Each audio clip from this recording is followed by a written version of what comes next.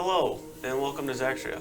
We are back for another night at the Not So Round Table, and we'll be continuing our regular scheduled Sunday every week, instead of every other now. We reached affiliate, so we are doing a giveaway, and thanks to that, so at 100 followers on Twitch, we will give a random follower Xanathars, and then a subscriber will get a mini on Hero Forge custom. We also want to thank recent follower MCAP Sam. Thank you, we appreciate it, and congratulations, you're put in the giveaway. Look at that. Also, be sure to check out the YouTube. There are podcasts on there. All of the VODs up to episode 62. This is episode 65. So be sure to check all of that out, and we're going to jump into this. So, last we had left off, Connor, you returned to Southbrook, rekindling a relationship with Karina, and essentially, to your knowledge, appeasing pretty much cosmological gods in the Astral Sea that were these dragons. While there, you also got the Kingdom of Southbrook to begin preparations for a naval attack on the Taken Serpent and the fleet itself, making whatever need be. Are we good? Okay. But making whatever need be, some sort of preparations. Karina had assembled some sort of plans to outfit at least 30 ships to go once everything was all squared away with your guys' help, and she told you that it would be about a month or so before they were ready to at least have everything going to where, within a few days they could be on their way towards the Sea of Souls. So for the time being, you have a bit of a moment to where if there's something that needs to be done, you could probably go and try to do that and tackle some sort of, side quest, if you'd call it. But you could also take the time to just chill at the house and do whatever. Everybody else at the estate has been crafting. Zarbrax had a small little shrine made for Keranos, while also learning about a religious artifact, essentially, of Keranos by the name of Storm's Rage. You got a book, also, 2 copies of it from the Keep, Artifacts of Zaxria, written by Delbert Flemings, an individual who was a scholar, well known all throughout Zaxria. So you feel that the information itself is coming from a reliable source. You've been looking into that, reading about that, kind of getting closer to your god as time has gone on, and after speaking with Stormcaller Uldar, feel like you're in a pretty solid place, and doesn't seem like you really have much of an intention of letting up at all, and you want to keep learning and doing everything you can to, give some sort of appreciation and, excel your teachings. Outside of all of that going on, Skip had some sort of a calling for him to go to the heavens, back to the blessed fields of Elysium, to help out everything that was going on up there, as with the I guess we'd call it the culling coming on at some point. You were told that the blood moon of the 80th year, or the blood equinox of the 80th year, you're not sure of the actual precise date, but you do know that the blood equinox of the 80th year is when you were just told by Ephiel herself that they are anticipating there is some sort of an attack that is going to occur. Why this specific day, you're not 100% sure, but you were given this knowledge by her directly, and you were told to gather your strength in the meantime and forge the bonds that you have even stronger in order to prepare for what is to come. Right now, you're in about the, I think, 2nd or 3rd month of the 78th year. So you have a good bit of time, but also it doesn't feel like you have as much time as you would want to have to prepare. Incoming call. Nope. But Skip's calling us already? yeah, Skip's like, hey guys. Also, you had Neris have some sort of a talk with herself and Darian, who you guys are somewhat familiar with, but you were not there for the conversation that she had with him. But essentially, this conversation had brought forth information that leads you to kind of want to start and to head into the direction of Venore, where you were told that your Aunt Sahira is. He was told by your mother and father essentially to bring you to her once you left the Feywild, but that never happened. So if there's more information that needs to be found out, it's going to be from her. And there's a brief bit of time now, so I mean, if that's something that you guys are going to pursue, then it's definitely an option. But we are now at a point where, Connor, you have returned from Southbrook. You would have had that, I guess, your body being pulled to the heavens in some sort of like spiritual consciousness where all of you were there at the same time the night before returning. So you would have probably been, gone to Tenebeth, maybe on the road back to the estate, and then like through the Arcanoria, teleported, gone to Tenebeth, and then been about halfway, maybe rested at night, or just heading back and are close enough, or still at Tenebeth. But either way, the morning of, you wake up, get there a little early. It's about midday at this point. All of you are gathered in the kind of dining hall area that is here. The homunculi have prepared food. There are a lot of potatoes that have been made. There's kind of like this huge hash brown that seems like it was grilled all together and it's kind of crisped up. You kind of just snap pieces off of it. There's some sort of very, very runny eggs that are also prepared. A lot of bread it's not toasted, it's just bread. And some cheeses that are laid out. You guys are all sitting around to do as you wish. Talk amongst yourselves and decide whatever may be next. Is Connor back? Connor is back, yes. Walk through the front door and probably smell some food, so head towards the kitchen. Mm-hmm. And you find everybody there. No, sir, there.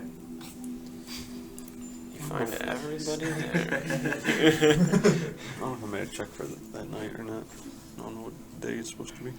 You would have, because I said that you would have had to make, because I moved everything forward to when the vision or whatever you guys wanted to call it was. So you should be on the last week of this month right now, the start of it. Okay. From what we know, that Shop's demon didn't kill anybody or do anything yet, right? We're good, right? What do you mean, dude? I don't have demons. My bad. The demon that controls that's real. Don't know. Hey guys. How you doing? Hello there. Welcome back. Thanks. You do it ever you were doing? Anything happen? Anything cool? You know No, about? not really. Well, I guess kind of.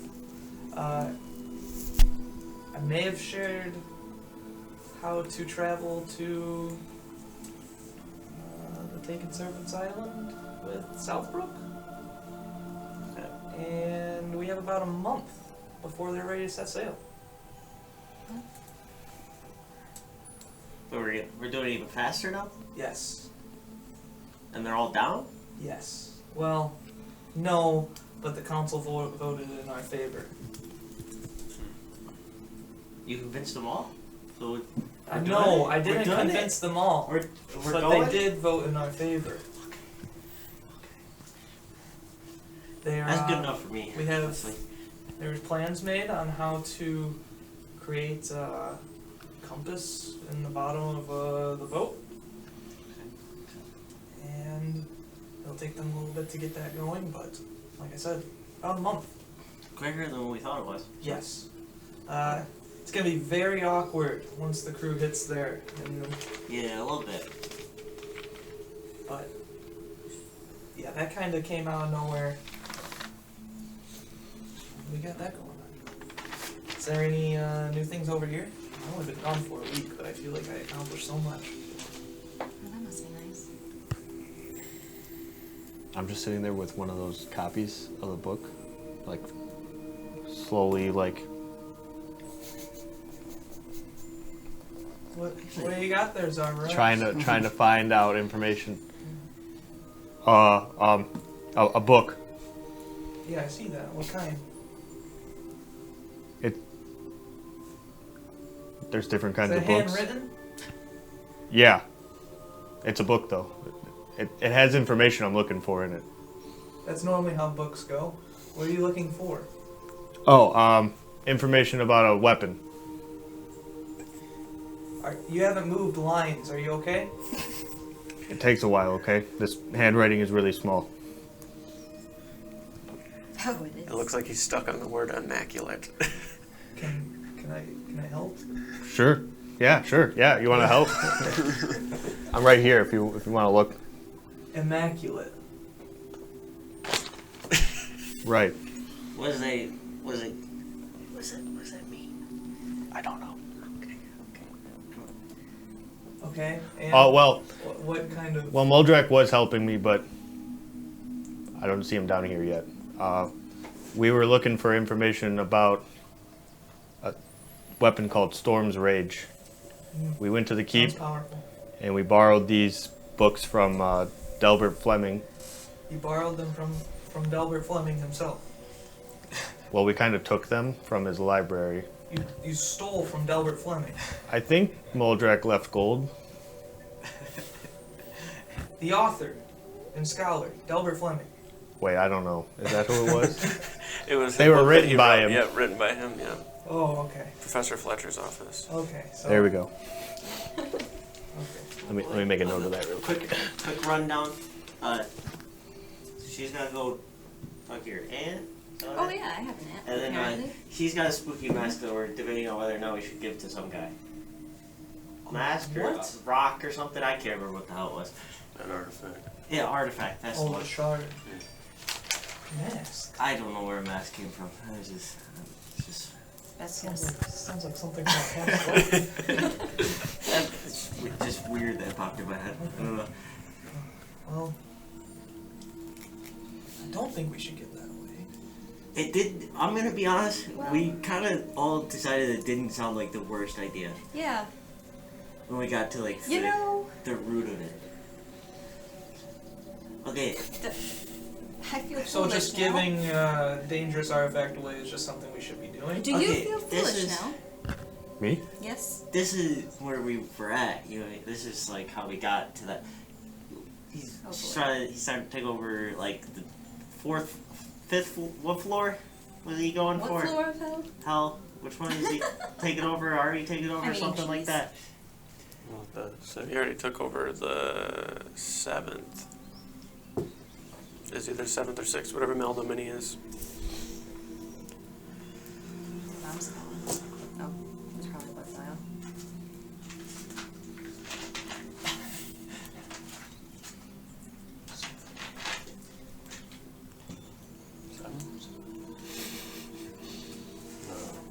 Pretty sure he's going after the 7th right now.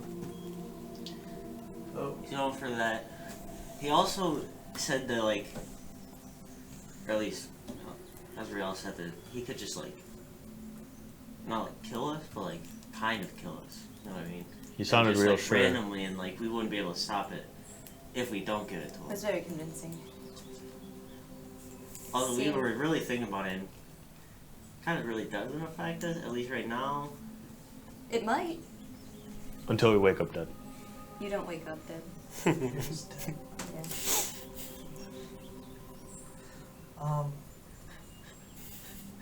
So he's going after the 7th layer. You do know what that is, right? I've got like kind of an idea, a little bit. It's dangerous. All the hells are dangerous. So 7th layer is Yarina's layer. You remember who Yarina is? No, I You don't remember the necromancer we fought? know. Kind of, in the, a little in the bit. old Yeah. chapel. Okay. Yeah, I remember that guy. Yeah. He worked for her. Okay. Okay. That's the layer of death. The layer what? Yes. Death. How does that? How do they come up with the names of these things? They just that's From everything I've read about the hells, they're pretty straight on with what they mean. you just die when you go there. I don't know about that, but it's probably some sort of inescapable. I'm not gonna say prison because it's 6, but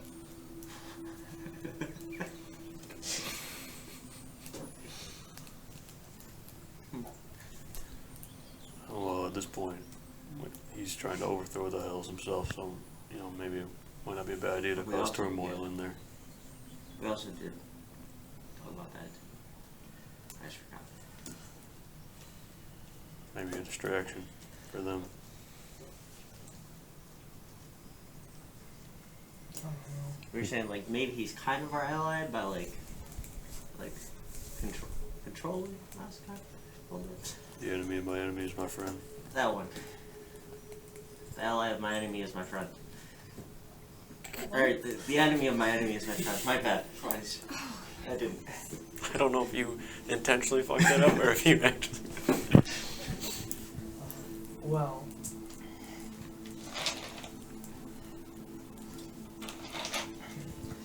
okay, does he know you have the shard? Yeah. Yeah, he like, from what I heard, like came and like told him, was like, hey, give me the thing, Yeah, that's the or I'll kill everyone. first time he's ever revealed himself to me.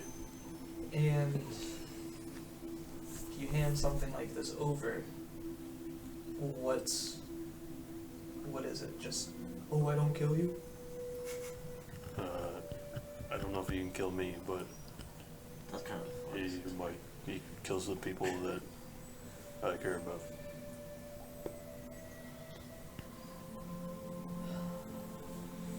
And how long have we known about this?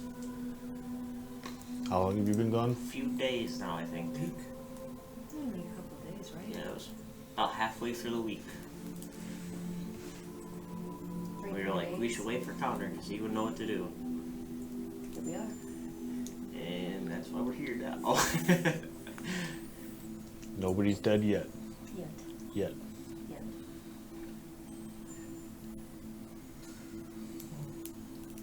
He'll also bestow something upon me, some gift for giving it to him too. Have you received gifts from him before? Yep. Every time I do what he asks. Might get a PS5. Kind of worth it. I'm just saying. So, what kind of gift is he going to give you? I don't know. It's But More do powers we to really help think me. the risk outweighs the reward? Or the reward outweighs the risk? Probably not, but I just don't know if there's other options at this point.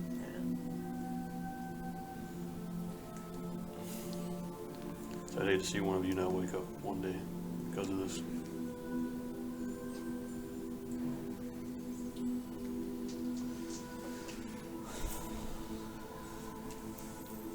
If you've dealt with this man before and you've dealt with him in the past, gone through these things, I think you're the only one that can make the yay or nay decision on it.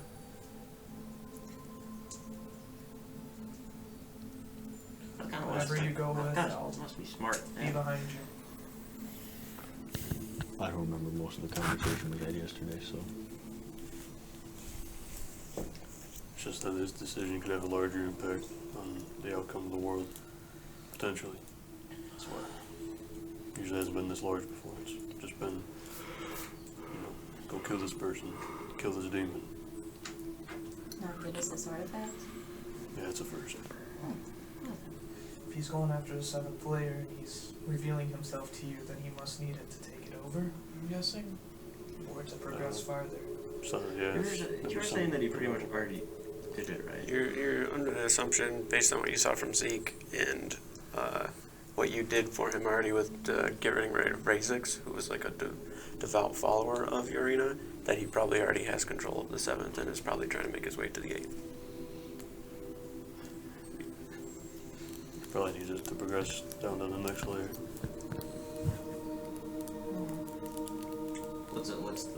What's the next layer called? The eighth layer. Cania.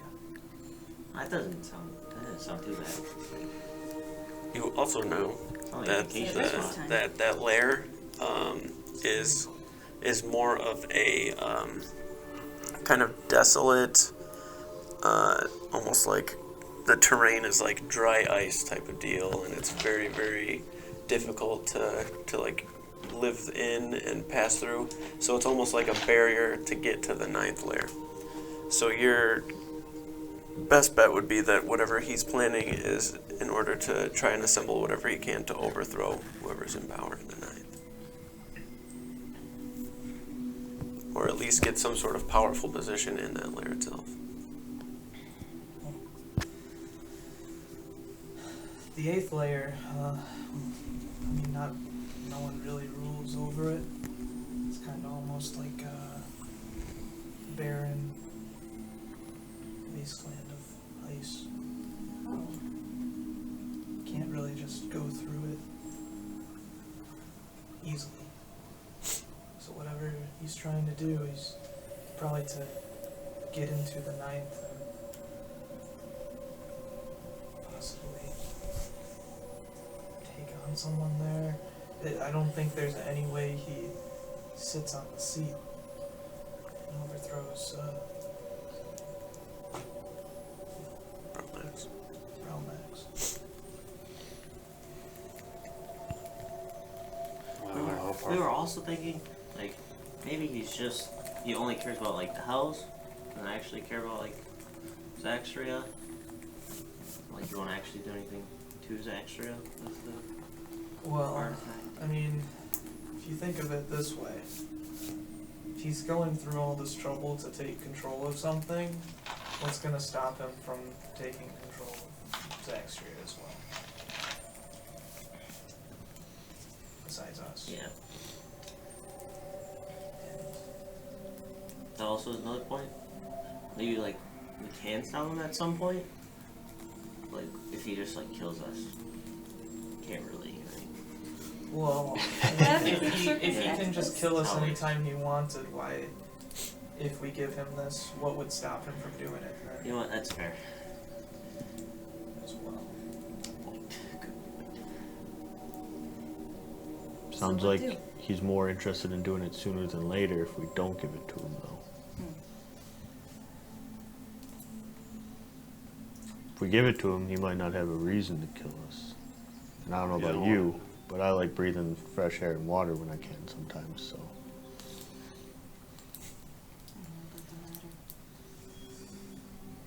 Well, he definitely wants to keep me alive because I'm a useful resource for him. Seems And if like all we you guys all are- are at this point. Well, if all you guys are gone, then I'm not much help to him anymore.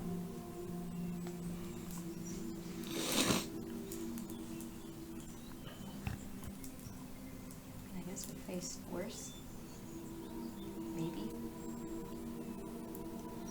I would say we could try and maybe see what he does if it's something we can handle, but our only guy that might be in that realm of capabilities is gone now. Yeah. Well, heck. Well, like I said before, if you think it's the right thing to do, go ahead and do it. If not, we'll figure something out. But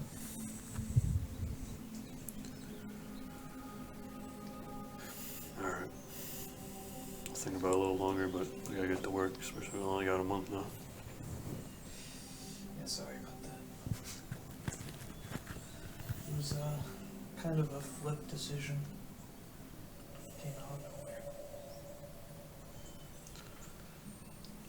It's alright. I do think, not trying to use your brother for anything, but if we can get him on our side and share those plans, that will benefit all of Zaxria.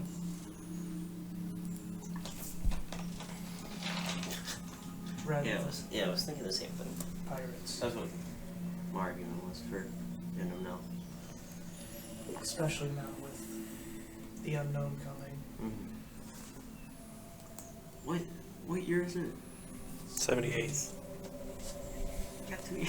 We were fucking small. I get from the table and head to the workshop. Okay.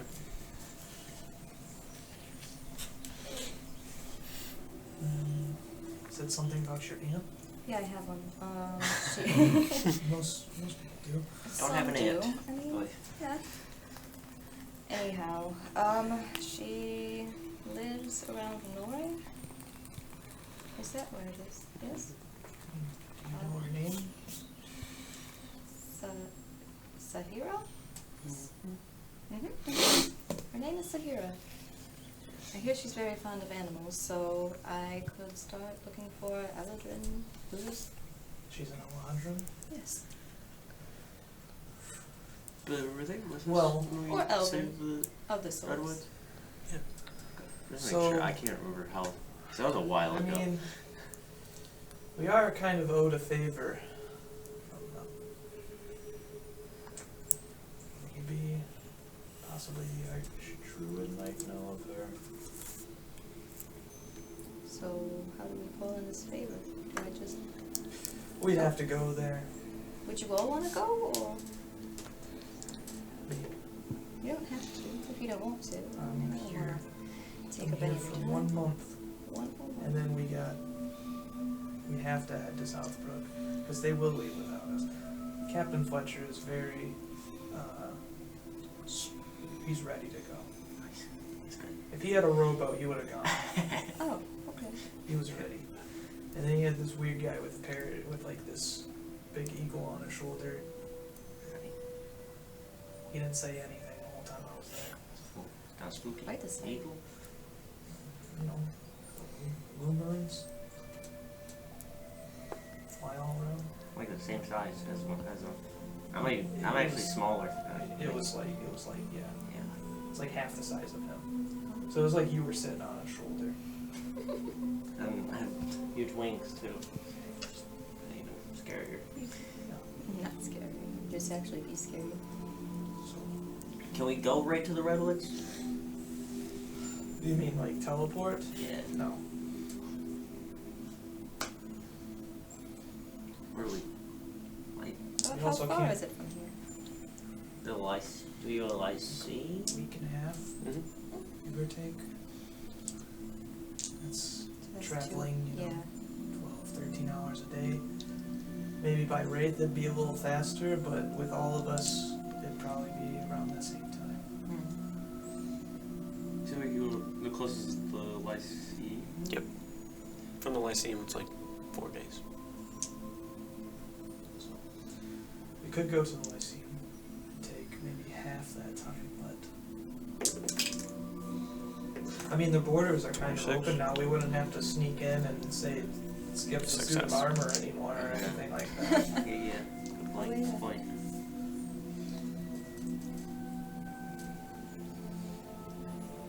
Well, I'm bored here though, so I'm ready to go anytime. I mean, whatever everyone wants to do, I'm here. So I gotta read this book. do you want me to like read it and then write down notes for you or something? I just need one thing, but I can't find it. And it's where this artifact is. In the book, yeah. Why don't you have So him- you don't know where. So you're. What are you reading about right now if you're not reading about that artifact? What was I added for it? I don't actually know. Like what? I'm just looking for the words. Yeah. I'm not really reading. So you're skimming for Storm's Rage. Right now, right? I'd imagine Is you're that still what it's in like the called? beginning plans. Storm's End. Storm's Like Rage. really Storm's mapping Rage. it out well. Storm's Is it probably Rage. intelligence to I'm going through each word, and I'm making sure I know what the words are. And I'm waiting until Storm and then Rage shows up next to each Are you other. sure you're not in the So- prologue right now? Just Yeah, proficiency. I've been at this for a few days. I'm I like don't think I was doing it. I'm gonna be. I think he's only like a little bit of the way through the book. 28 then. I think he So might still be in the prologue. With the new one. I think those are the honorable How mentions. many points? Yeah, I don't- 4. Did you just increase it all by 1? I think I might have. That's I mean- about on this there. week. Do you Keep want me that to the look one. for it? You can let. Yeah, you And then I can Copy give the it to link, you it once should I find it. refresh. I don't Moldrak's- write anything Brandon. about it. Moldrak's been here for a while looking too, but Yeah, that so should you be could it. ask him What- maybe what does where it say he's for at, you? but sure. 3. Hand you the book. I take the book from Zardoz. Okay. You're gonna skim through it, look for Storm's Rage. All right, go ahead and make an investigation check for me. And while you're doing that, I'm gonna jump over to Azrael here. Okay. 16? Okay, I'll get to you in 1 second. Yep. Okay. Let me make sure that that's...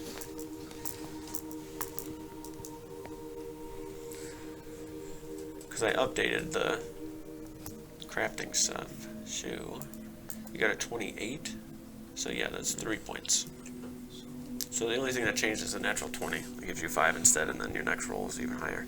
Okay, so for you right now, Azrael, you are a pretty good length into having the plans fully, like, final draft, ready to go. You have it mapped out to where you're having it in 2 separate pieces, because it's like a break action type of deal, or is it like the top part? Yeah, so it's like the one massive gun or whatever. It's like one piece, and then like the middle cylinder's like oblong and it like rotates. And you like stick in 2 like fist sized like shells, and then it rotates back into the barrels. Got it. Okay.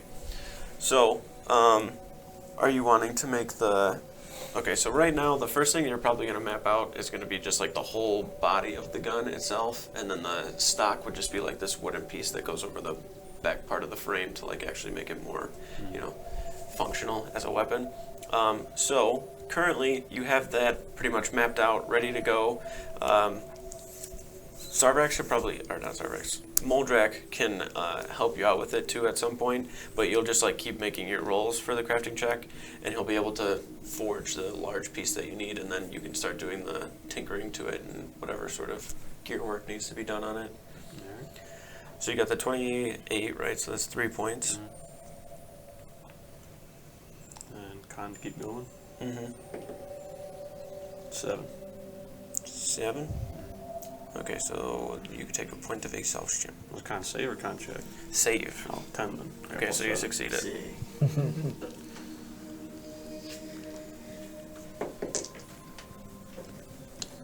Still intelligence? Yep. Okay, so 19. 19. Okay, so that is 2 points. Now it's DC 15. Correct. Nat 20. Alright, you're good. That's a 20 total. 20 total, so 3 points. How many points are you at? 22. 22. Okay, and we agreed the new total is 50? okay. Yeah, so you're about halfway there. Yeah. All right. Yeah, we'll go from there. So at this point now, all your checks, since you're like pretty much approaching the halfway, will just be dexterity based. Okay. So over the frame of today, you started making all of the little gear pieces you need to for all of like the mechanism for the barrel itself, and framing all of that out, creating some sort of shape or mold that Moldrak can use, and then the whole body of the weapon itself, Moldrak will be able to forge and create tomorrow, like without issue, as long as everything goes well with this. But 21. today you're just going about all of the crafting of the gears, getting everything laid out and put onto this large, table that essentially has everything on it. There are a lot more smaller kind of pieces to it to make sure that everything goes well, and you're really focusing on the actual chamber itself, making sure that that works well, like right where it pivots and like rotates back and forth to click in place, making sure that it locks in place well too, and everything is just all squared away. So now all of your checks will be dexterity based for when you make checks for the crafting score up until you complete it. Probably gonna go one more for today. Okay. That's a natural one, so definitely exhausted. So then your roll's a disadvantage. It's dex now, that's 20. Plus 10. Okay. So 3 more to it. Put you at the halfway mark. Now, can I keep going and just keep getting exhausted more, or when you hit exhausted, you stop? You can get more exhausted more, yeah. Hey, don't die, man. Don't die. So you're saying I could kill myself?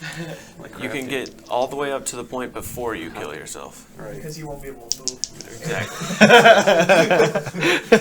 get to the point where you almost kill yourself. I'll come in and finish the job.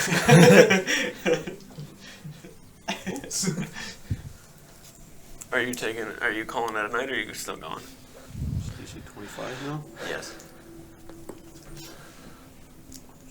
Easy 18 right here. Or 15, that's a fail. Okay, so you have 2 points of exhaustion. And speed is also halved.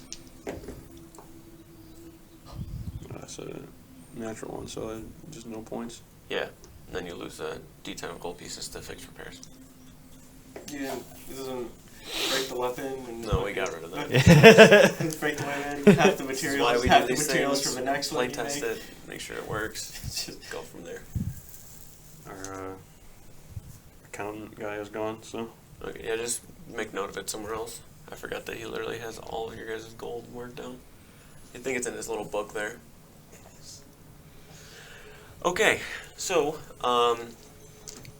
every now and then throughout the night, you can hear like movement downstairs, metal clanking, but it's kind of just like a distant ting, if anything. But it gets to a point where you kind of hear like a low mumble, possibly like a swear word, and then Ezreal making his way upstairs. Everybody else, though, you find sleep very easily. Your beds are much more comfortable than stuff that you were laying on previously to being home. Even the cots that were at Tenebeth. The estate itself has a very home feel to you guys. You've owned it for a while now. Every time you come here, you're really able to just kind of unwind and relax and take stock of everything that's going on and really map out and plan what you're going to do next. So, waking up the next morning, the sun itself is quite high in the sky. It is up quite early as well. Sunrise actually comes at like 5:40.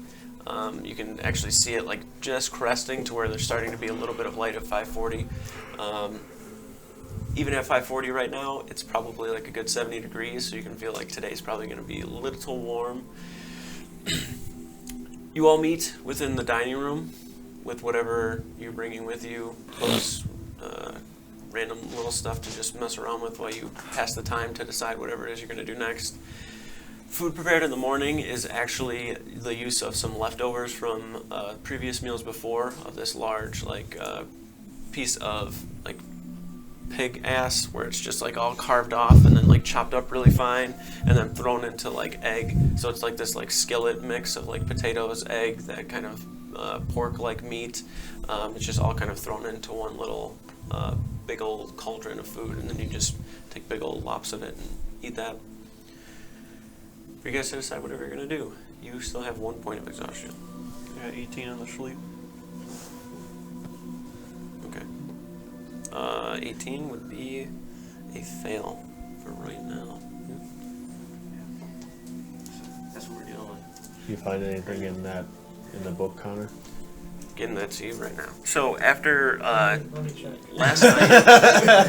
last night, you were pretty enthralled with the book itself in all of its entirety. You found that there are more artifacts in there than just Storm's Rage. 3 of them. There's also a lot of it in there that you're pretty sure is just like myth and speculation and has no real actual fact to it, just because some of the places that you've been doesn't have any of this like stuff that's written in here. Classic. But Fleming. you do read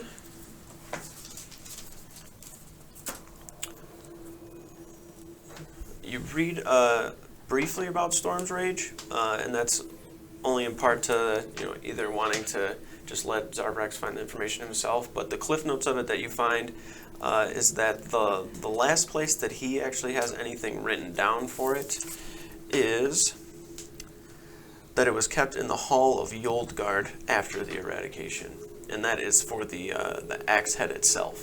I'll have to walk in there and kick the damn door open. It's hard possible, fuckers.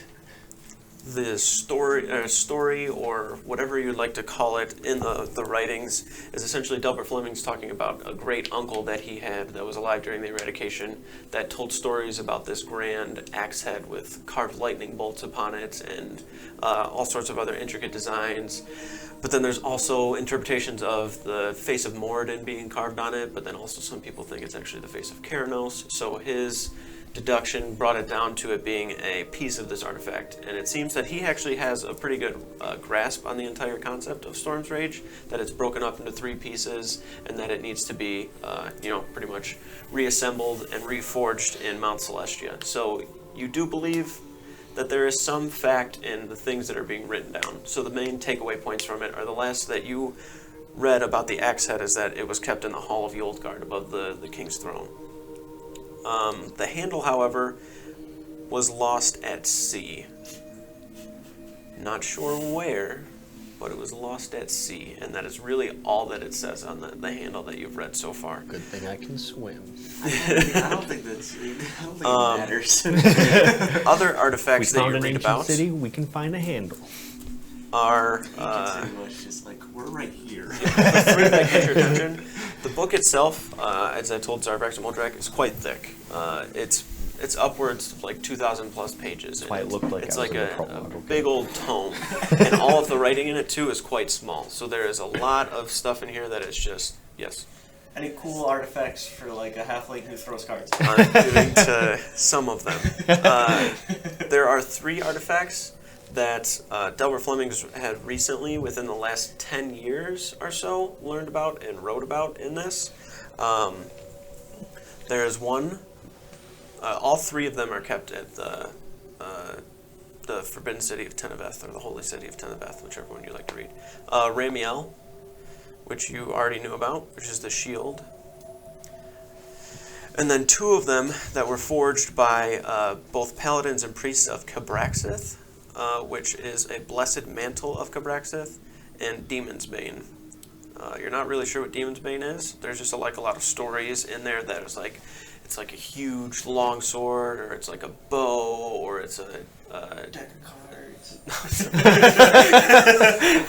or it's just a bunch of different weapons, but its intent is pretty much like killing demons, essentially. But you're not actually 100% sure what it is per se, just that it is some sort of formidable weapon It forged molds for to the the user, so you might be missing. intent purpose of just killing demons. Just works in Those my are the dog only and like I'm 4 artifacts that you read about in the book, but you do know that later into the book. You read probably over like yesterday and today a good 500 or so pages, so you get like almost a good quarter of the way through the book, and you the whole time, like, you got tired of waiting around for him while he was reading it. Like, he started at the beginning and just started flipping through. There's still, like I said, a little bit about the axe that you didn't fully read, but you feel like you have at least a decent amount of information to give him something, with some more information about other artifacts.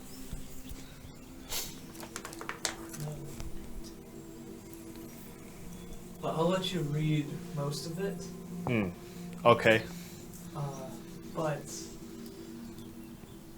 where does the head of the axe is sitting above the king's throne in the old guard?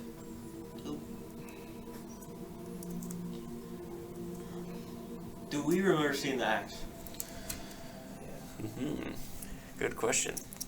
So we did. We went into. We went to talk to the king. We did. What? There's no shot. Ander remembers it. What I'm getting at is that when you met the king, both times that you spoke with him were in the throne room, Yes. and you do not remember an axe head being in there. You remember there being some sort of large area above the throne, but you do not remember there being an axe head. What's the old They guard? put it in storage. The old guard's the Dwarven Kingdom. It was getting dusty. Fun stuff. You guys, was that? We saved Yolgard before they started. Yes, going, that was with Shaddy though. And with Orem and Finn. Yeah. King Bertrand the Fifth. Correct. So, where exactly is the old guard at? In the Brimshire Mountains. You mean the mountains that are like directly north of us? Yep. Yeah, we've sailed past them a few times. Well, Twice, actually. that might be a problem. Why is that? Well, You scared of mountains? no, 1 I may have had some for the percentage unfortunate check. encounters with some dwarves in the Brimshire Mountains on my way to the keep when I first came to Zaxria. There's a lot of, like, tribes and stuff up there. They might not even have been, like, associated with the, like, kingdom.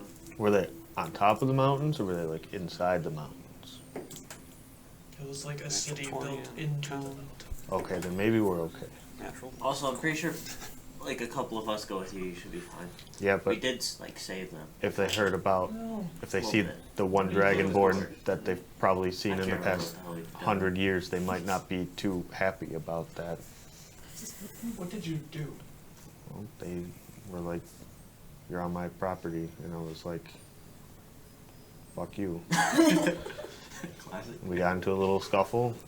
I don't think I killed any of them, but maybe knocked a couple heads together, you know. I think you're good. How long ago was this? How long have I been with you guys? Neris, do you remember?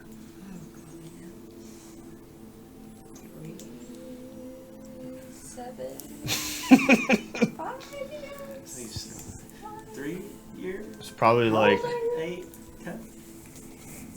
How old are you? I was like 2, right? 17 when I went 2 and fucking 12 and years. found you. I was 80. Now I'm like 23, I think. I think I'm 96. These, yeah. You lose count after a while. You just get so old. You've seen everything. How many years have we been traveling together? A few. Oh, see? So, 5. At Sounds about least. right. What's 5 plus 17? 22. 22. I was getting there. That's probably how old I am. Happy belated birthday. I never thought to celebrate my birthday.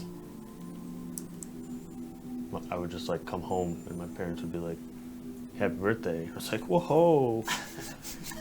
my mom would make all this food for me. It was a good time.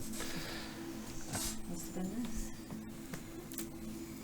So, you may have critically injured some dwarves in the Brimshire Mountains. And now you don't want to go there because you think you're a wanted criminal. Maybe. I'm a keeper now. Doesn't Well, it get in? keepers don't really, you just don't, like, your past doesn't get expunged. But I've done a lot of good things. You have. Maybe they heard of the good things that I did. They might have. They did send paladins of Moradin to help Did get us. them kind of. We do have to go there. How, Pay our how much respects. longer do you think? They're probably there, aren't they? But They're What's up? definitely gone. how long does it take to get from They had, Tenebeth they had a ram wagon. Yeah. How long would it take them to get from Tenebeth to?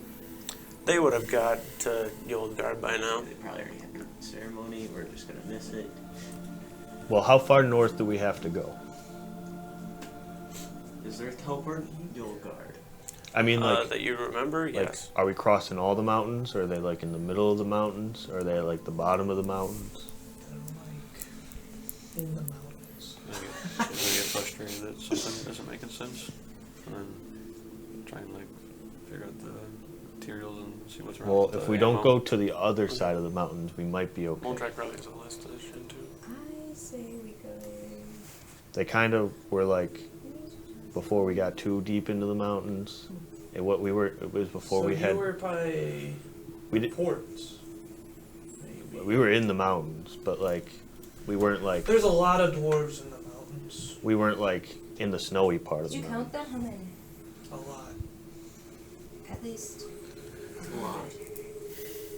There's more than that in the city. And there were thousands underground. What were they- what I were can they just called take this again? and I'll just put it over my face, and then no one will know who I am. You look more sketchy that way. You really do. Listen, I don't think it would be a big deal if you want to go there. We We I- do have I want to go we there, do have a keeper in the city. but I That don't is true. want to fight some dwarves. Now, how much he's willing to help us, I don't know. He kind of up and left. Well, I'm saying I'm worried about the dwarves being mad at me, but I kind of also don't like dwarves. See, so So Wait. I'll go with him. I'll do the talking. No, I don't think that's a good idea. Why is that a bad idea? That's what I'm saying. Why is that a bad idea? You'll instigate it. No, I wouldn't do that.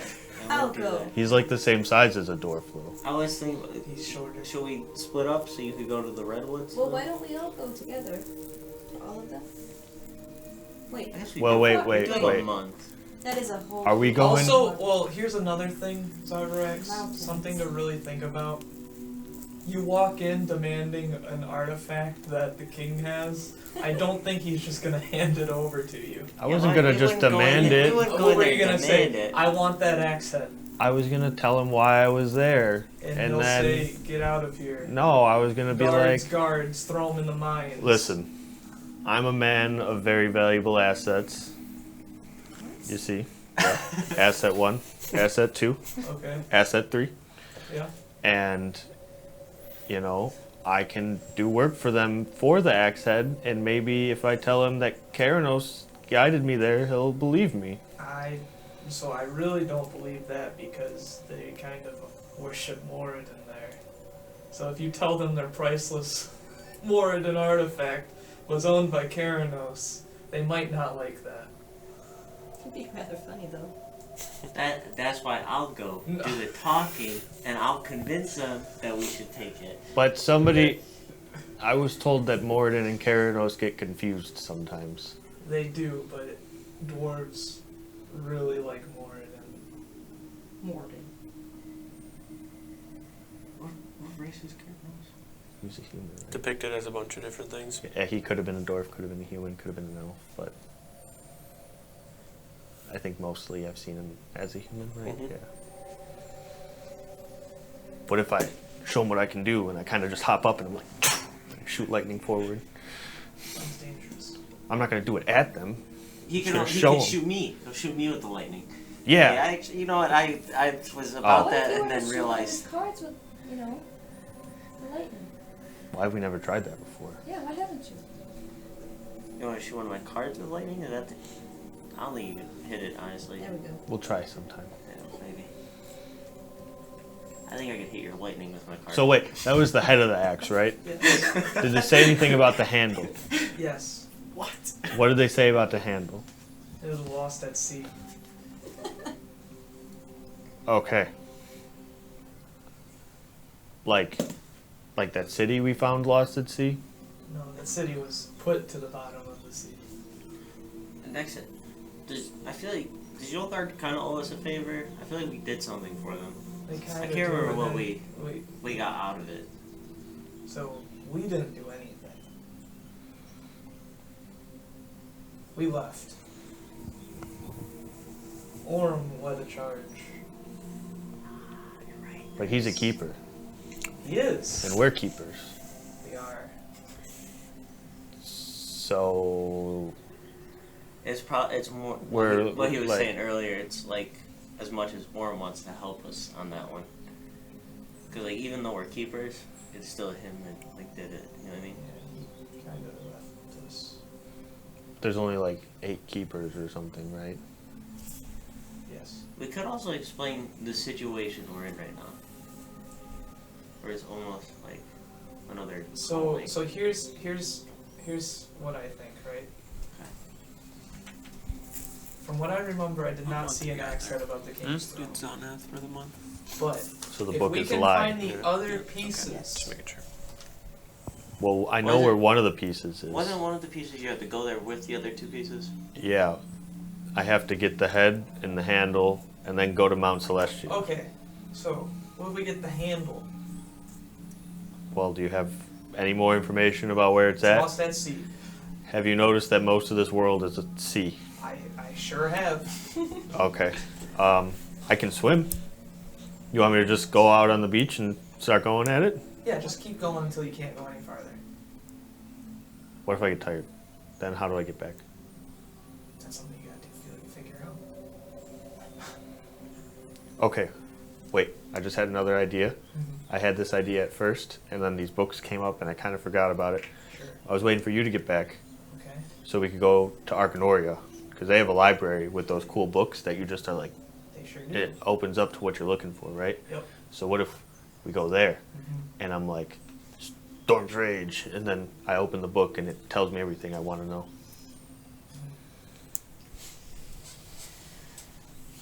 So that could help. I don't think it's going to say, here are X and Y of where this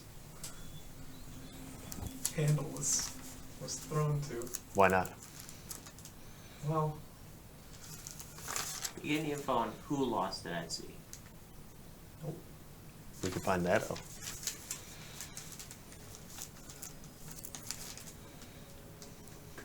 That would be helpful. I'm just throwing it out there.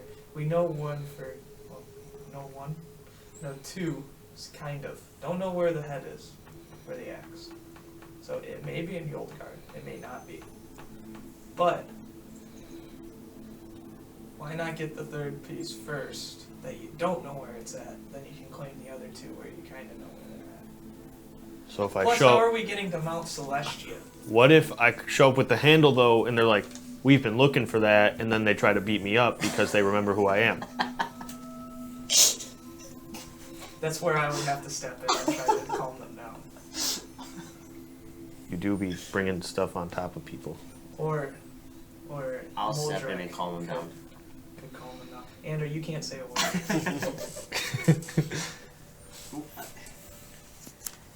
With his hat on, I feel like I'd talk to people better. I'm just gonna throw it out there.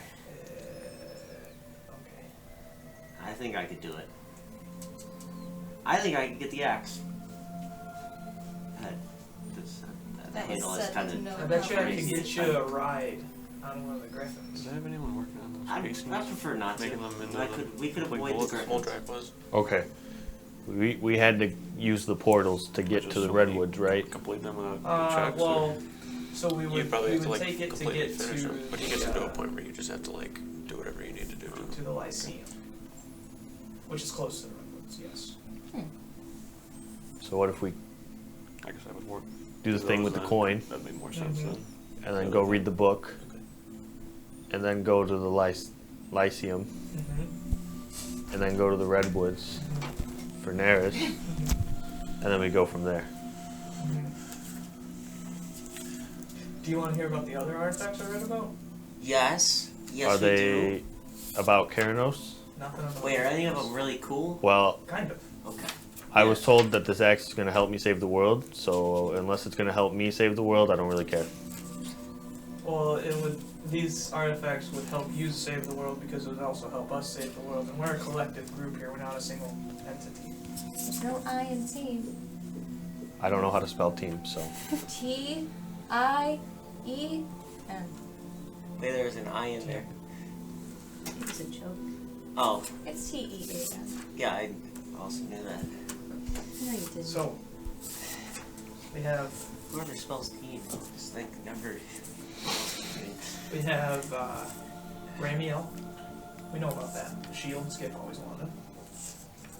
That's mine though. It's just sorry, Moldrak. I feel like. Do you think like they did like a quick stop in? Got They just the. say get it when you need it. We have the blessed mantle of Cabraxith. I know Cabraxith. Who is? What? Who is that? He's Keranos' brother. Wow. God of Vindication. I was just about to say that voice in my head. God of Vindication. And then there were some demon slaying weapons. Those sound helpful. Or weapon. Yeah, shit. Ramiel wasn't Yeah. shield in the vault. Ramiel was they a are- shield on the wall, and then But they are They didn't say what all was in the vault Tenebet. was. no. They're just in Tenebet?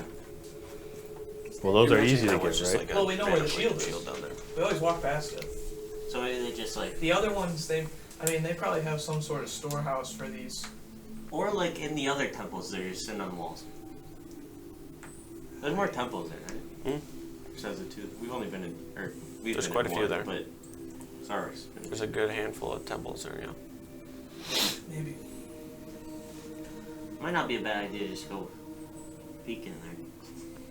They might not just let you walk Well, in there, though. I also don't think you. Again, we can't just say, "Hello, we're the keepers. Give us that artifact on the wall that has been in your lineage for generations." I feel like I still don't see kinda why could not. do that, but we just do it like in a different way. Like the world's ending, give us that, but like more nicely. You know what I mean? It sounds like you're holding them up. A little bit. We're It's keepers, not it's highwaymen. really effective. Okay. So, That might be the pirate in me. I'm not going. Okay, never mind. We don't do that. That's it. We are keepers. so do you guys want to go to the redwoods? I do. You don't have to if you don't want to. Allegedly, but I'll go by myself. Muldrak and Chelonia are going. Oh, okay, cool. I kind of want to go to Tenebeth for unrelated reasons to artifacts. Got talked to someone there. We were just there last week. That's why I gotta go back. I'm talking to someone and they're like, "See you in a week." I was like, "I gotta come back in a week." Did they Okay, say I want to that? go. I want to go see the artifacts. Alright. I won't try and take them. I swear. I just want to try and find them. Okay. That sounds like something we can do anytime. It'd be like cool for like a pirate. I guess the demon one doesn't really help us with pirates, and then we don't even really know what the other one does. Exactly. What if it's like a pirate deflector thing? I highly doubt that. Deflector? Yeah. No, that probably does not exist at all. It could though, and it could be that. No, Okay. no. Fair. Probably right. So,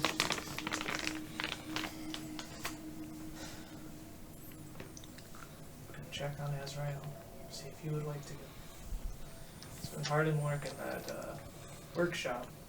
Surprised you haven't gone to help them. I'm working out actually. Nobody's noticed. I'm big, honestly. We almost struck him with lightning the other day. It was scary as hell, obviously. Couldn't see him in the grass. No, Moldrak actually just tried to strike me with lightning, I'm pretty sure. But I have super fast reflexes now that I've honed in.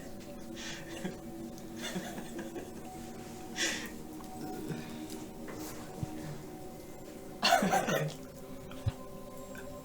Well, I'm gonna go check on Azrael.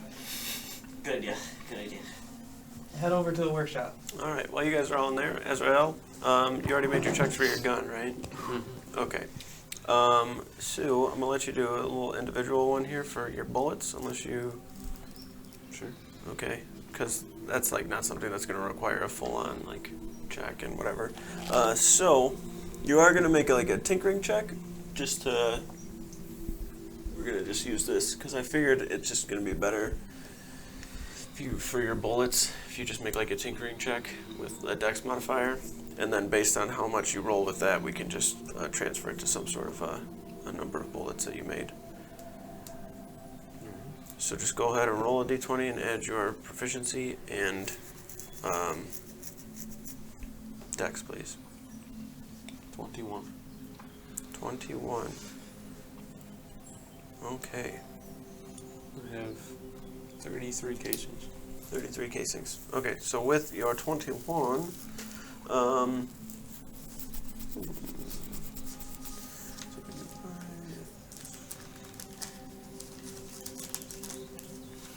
we'll call that 12.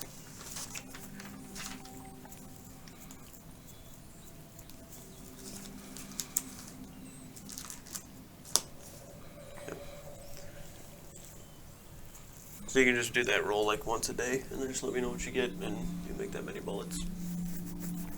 Okay. The door opens up, Connor makes his way in. You see Azrael sitting in there. Hey, So, how's it going?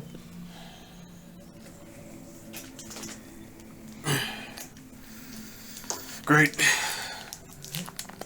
Well, I mean, you heard about Neris's aunt in the redwoods.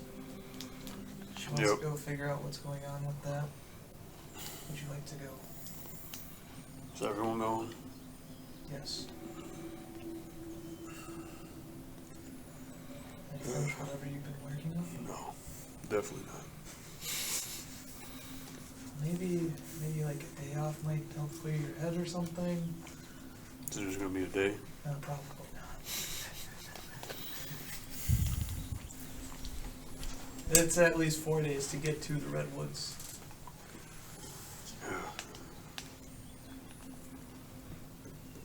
Alright, I'll go. I don't think I really need this for the fleet anyway. Have you decided with what you're gonna do with them? Shard? Depends on when you ask me.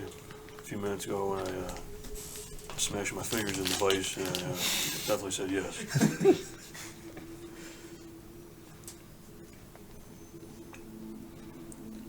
It's probably gonna happen though.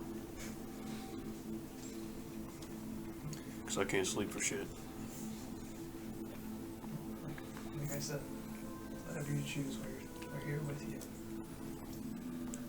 Well, you might not be if I don't choose the right one. So. Alright, when are we leaving? Whenever everyone's ready. Probably soon. Alright, I'll be out in a bit. Alright. Close the door behind me. Alright, I got Azrael coming. Good job. Word of caution, he's a little upset. Looks like he hasn't had much sleep lately. Try not to get on his nerves, Xander. That doesn't sound like anything different from normal. Yeah, but he looks like he's had a rough time. I don't think Connor ever looks at that guy. Well, he seems pretty fine to me, honestly. He's just, like, chill guy. I don't know what you're talking about. Oh, he always kind of looks like he's having a rough one. I don't know. Oh. He also drinks a lot, so that could be it. Just talk shit about him like a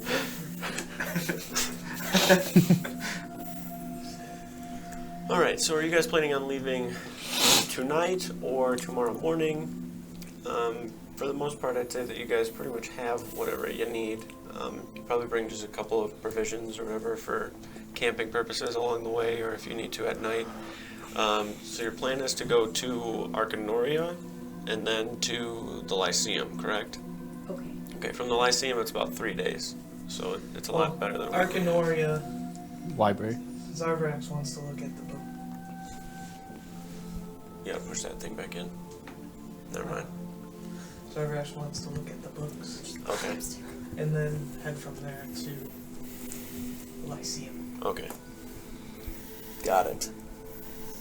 I gotta go through the Lyceum again, too. What's wrong with the Lyceum? Wait, isn't the Lyceum like also a library? It yeah. is, Like, but I'll go so up into my room and grab that. pretty much shard. any text that's written down is in Arcanoria. Oh, yeah, Look fair at it enough, for a fair minute, enough. then Yeah, do because it. you could, yeah. That makes sense, that makes Uh, sense. Head is our moment, you know? Unless you need like a specific thing, then you can get that book and make notes on it from. That's the book that I stole. I don't have it anymore. The naval one? Yeah. Yeah. I do have that book.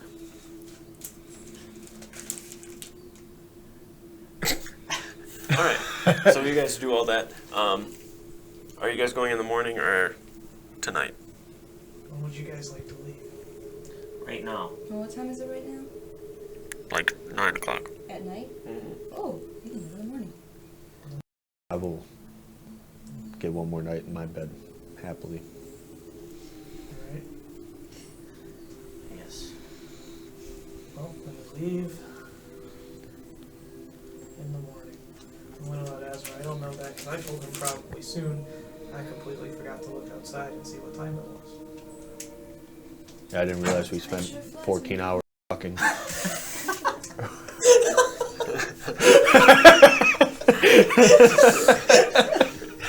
Other things would have happened throughout.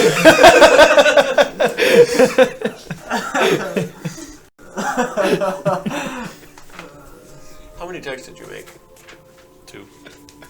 Okay. So it would have been at least 8 hours. So Okay. it's probably 5 or so. we can go in the morning. Okay. I did realize that you guys literally woke up and just started like talking. So the thing is just that he was crafting, so I just doing the 8 hours. For a few hours before I go to bed, I'm going to just practice my spell. Which one? The convergence one? Okay. Got it. Dude, do you make your check? Mm-hmm. Oh, okay, cool. Alright, you go ahead and do that. Connor would have just knocked briefly to let you know that they're going in the morning. 21. That's what I need. That's remaining. Alrighty. Everybody makes their way up to their rooms in order to sleep.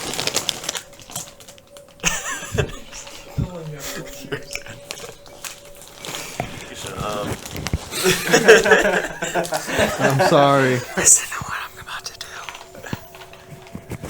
Okay, so Banned for ASMR. I don't know if it's the ASMR that they're getting banned for though. jeez.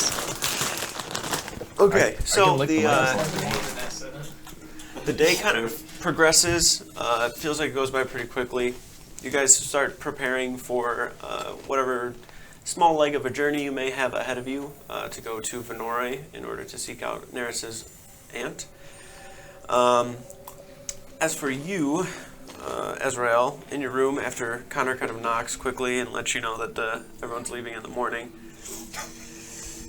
you pull the shard from your wherever you had it stored, holding it. Just kind of sit for a moment.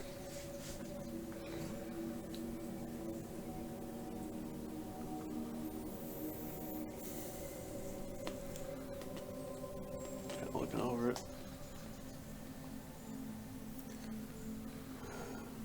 I don't know what the fuck you do, but I hope it's worth it.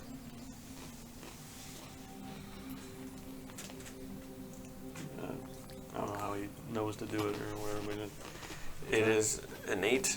You holding it, once you're holding it and you are set on sending it away, you focus and just kind of close your fist. There's this black blink of energy before it disappears.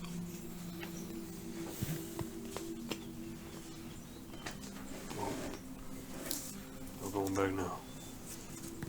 Definitely not. Hey, can I get a return on that? I didn't actually want to send it. It was a mistake. Get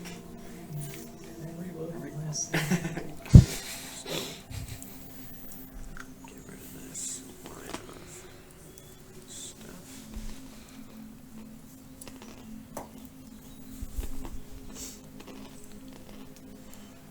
I'm gonna try and get some sleep.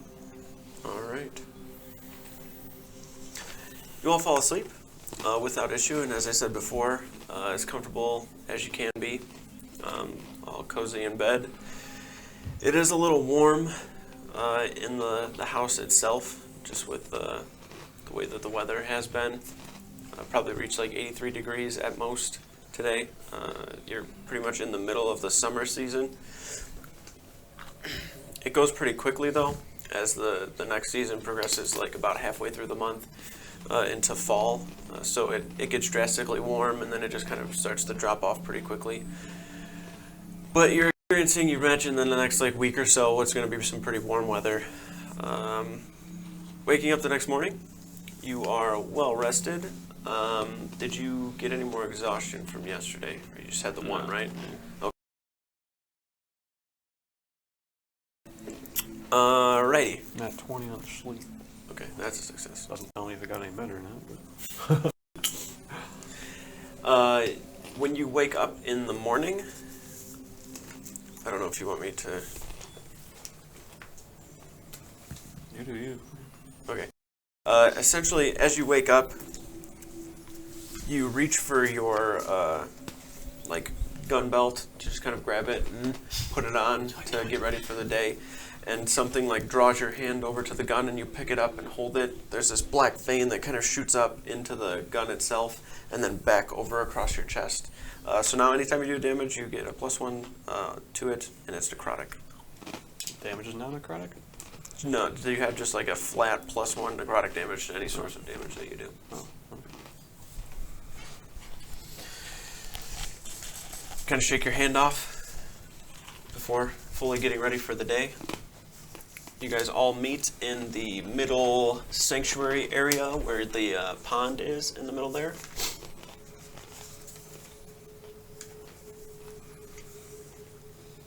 Everybody is here to do as you wish. Everyone ready? Yeah. Sleep okay? I missed my bed. No one woke up dead. No. I thought that was impossible.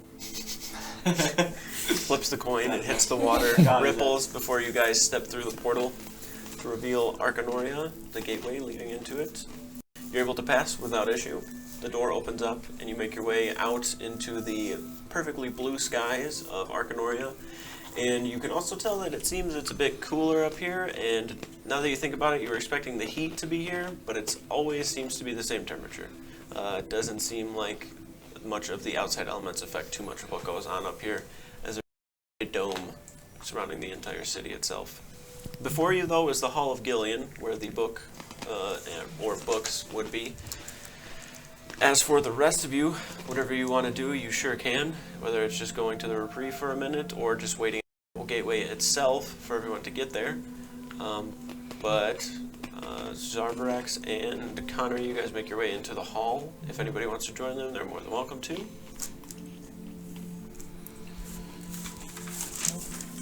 I'll join in. Yeah. Alright.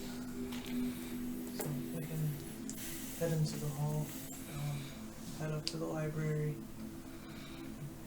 see if we can figure something out. Maybe for Neris, don't know how popular your aunt may be. We could still try to search for her, maybe. Oh, thanks. That's cool. If someone wrote anything down about her. Someone who normally sticks with animals will kind of fall out of the books, though, because animals don't write. From what you know. They don't, Ander. I'll believe it. Go find me some literature written by an ant, and I'll believe you. Ants can't write, that's obviously. Isn't Triloria like a giant turtle? Yeah. Turtles are animals.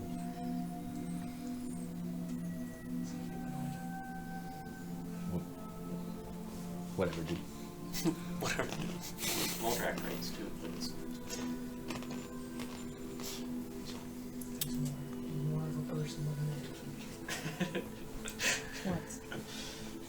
Oh, you're doing a stretch. Alright, Onward? To the books that have all the information. if you search correctly. I thought there was like the secret You have part. to add that caveat to it. If you search correctly. Storm's Rage. You have to be 100% focused. That's why you're gonna do it.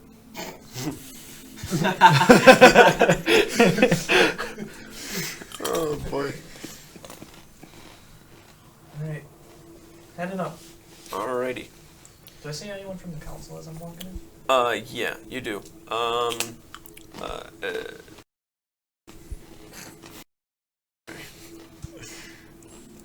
Head is. Drake's here. Fuck. Oh, I couldn't he's think. back? Yeah, I couldn't think of his name. Yeah, Magisterium's back. He's like just walking around the library. Yeah, he's what appears to be putting his hands up towards the pylon, that large one in the center, and just kind of moving it around a little bit. You see a little bit of this whitish yellow energy slamming from his hands up to it, very gently pushing against it, before he kind of takes notice of you guys entering. His bald head, as he kind of looks forward. I'll walk over to him. Huh, little unexpected. Well, just kind of passing through at this time. Well, you're more than welcome to at any time. How are things going on your end with... Good. Good. I don't know if anything There's... I was going to say there's definitely been a random influx of power as of late, and I would imagine it is in part to something that you did. So, well done. Thank you.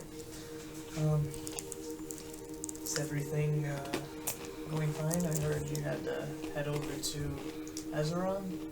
Yes. Similar to the pylon you found in Venore, there are pylons spread all throughout Zaxria. There's a quite large one that lies beneath Azeron, in some sort of a vault. Many of them are strong magic users, intelligent dragonborn individuals. But there was a little bit of a rift or some disturbance that they could not handle themselves, so they reached out. I was able to go and deal with the problem. There definitely was something that was some sort of a breakthrough, which I'm imagining was on your part of whatever it is you did. As I said, there are many ley lines that funnel magic into Zaxria, and even one of them being slightly faltered can have massive effects on a lot of things.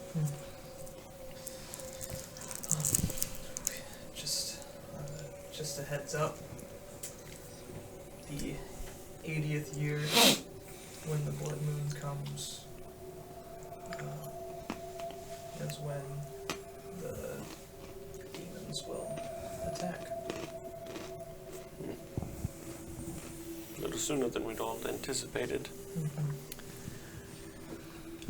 Well, we should be safe up here at least. Yeah. There's a reason the city is where it is now. I want no part in any of it. We only have one goal here with the sect, and that is to make sure that the funneling of magic is continuous. And those words came from Aphiel himself. But we're here on a different matter. Some sort of artifact Zavrax is looking for. Interesting. Quite a few sprinkled throughout Zaxria. Apparently this one's also literally sprinkled throughout Zaxria. So, yeah. Well, I wish you luck with it. Thank you. Not really much I could do in that regard. Don't know too much about all of that. But if there is anything I can do, please be sure to ask. Will do. Maybe let us hitch a ride to Azeron sometime. I'm sure that you could go anytime you wish. But as for the rest of them, that's not really something in my realm of authority. Well, I'm a little busy right now. Didn't really expect it to be that easy. So I'll hopefully see you later. Well, you're from Azeron, aren't you? Yeah, my family's still there as far as I know. Right, yeah. They are a lot less keen on outsiders than elves are. I mean, I'm not sure how things are on Zaxria as is, but from what I've known, that they've had their borders closed for a while, and it's a lot more intense over there in Azeron. Yeah. We were able to get the elves to loosen their borders, so they're finally letting everyone in. Oh. Oh. Well, like, you know how you don't see many Dragonborn here? Yeah. It's like the opposite on Azeron. There's like nothing but Dragonborn there. Well, that would make sense. If Yeah. they don't let anyone else in. That's They why are you're the smart one. Very intelligent, progressive, well put together individuals. They are set in their ways, and they have their own traditions and values, and it is not my place to say anything of them. I just do what I can with what I have. Exactly. We have to go look at that artifact, see if we can figure anything out about it, right, Zavrax? Yeah. Sorry, I got a little distracted there for a second. No worries. As I said, To the redwoods. if you need anything, feel free to ask. Thank you. Andrew's gonna sit in the wizard's reprieve for like 10 to 15 minutes, and then he's gonna go and try and find one of the council members. Okay. Anyone in particular? They all can give us a coin, right? That's how it works. Or is there a certain guy? They all Certain can coin give guy. you a coin. Right, yeah, anyone. Okay. Just roll a... Hold on.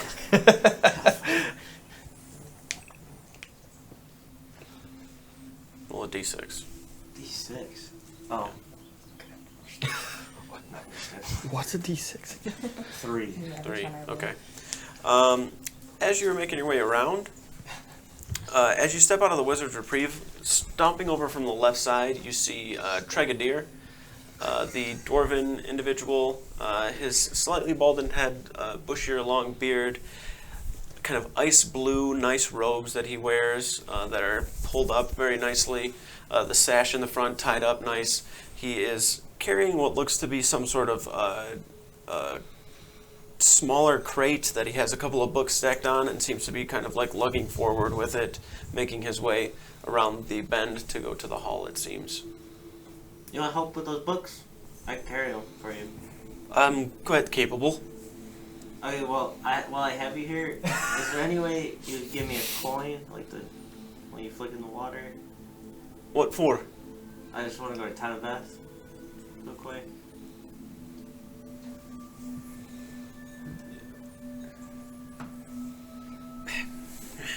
Yeah. You watch him like take his elbow and then reach up and hand forward the box for a second before he quickly like closes his hand towards you and then takes the crates. I could take those for you, so. No need.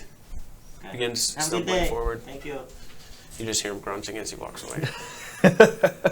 Going to the Marble Gateway. Okay. And then go to Town of Bath. Okay. All right. As for you guys, you make your way up and in. What you doing?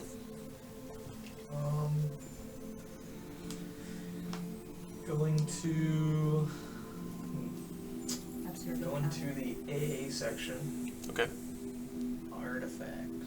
Find it. You know, I don't really know how to spell, but doesn't storm start with an S?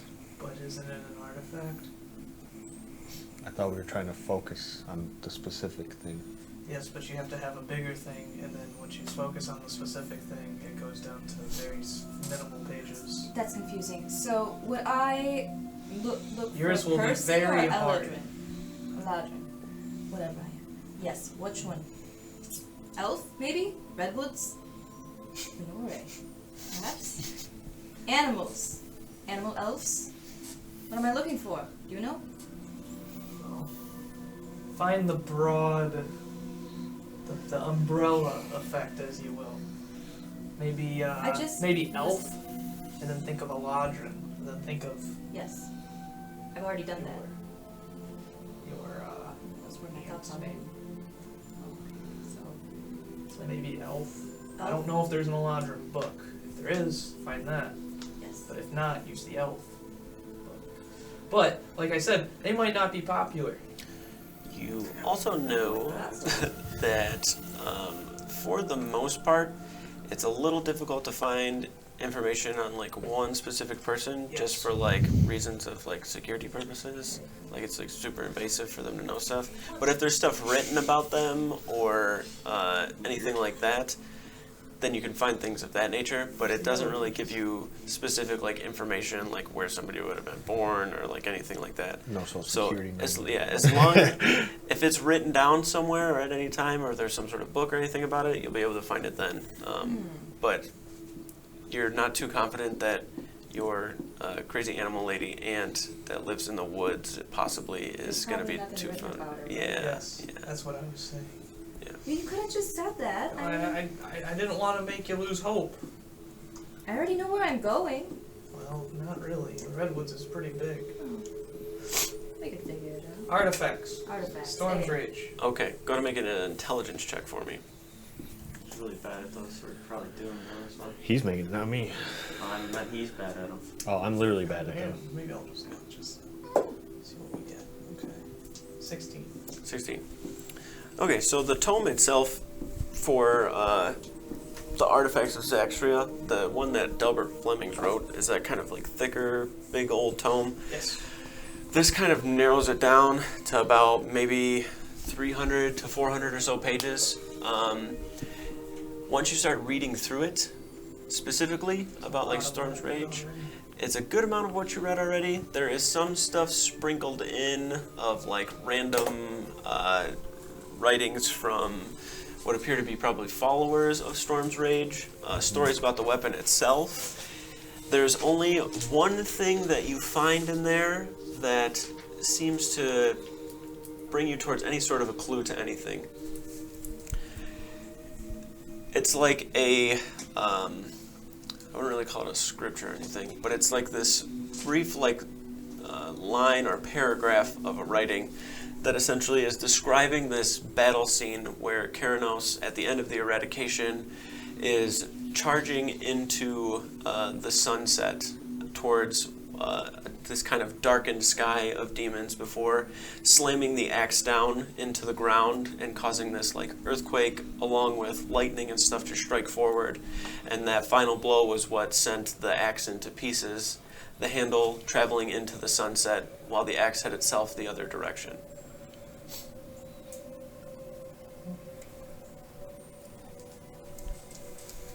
And then the essence of the storm traveling straight upward, disappearing into the sky with a loud, thunderous boom.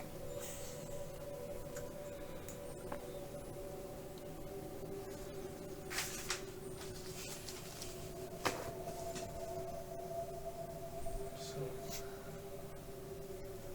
where it's at exactly, Zybrax, I don't know. But the handle flew off into the sunset. West. You're right about that. Yes. Okay. Now what's west? What sea is to the west? Sea of Souls. Yeah. Aren't we going there anyways? Oh. For his brother? Oh no. Or I mean Andrew's brother? Yeah. How convenient. How convenient. Please tell me you don't want to Yep. dive into the Sea of Souls. Well, why not? Well, we're gonna have compass boat submarine boat things. Compass boat. What? You remember that? Do you remember the monster we fought there? The electrical monster. Is that the thing we got the lightning from? Yes. Yeah. They're all over. Dude, I got lightning. Beat it up this time. I'm better with it this time. Maybe they get their lightning from the handle. Maybe. So we gotta kill them to get the handle then. That doesn't make sense. They have the handle. That's how they get their powers. You think it's just like a He's on to a line of monsters just touching the handle and becoming electrified or something? There's one that holds it You over. think they're just waiting in line? Maybe they like have a society with like we fought like the kid and his parents were like, you're old enough now, go touch the handle and then you can go be a warrior. And he's defending his home, like.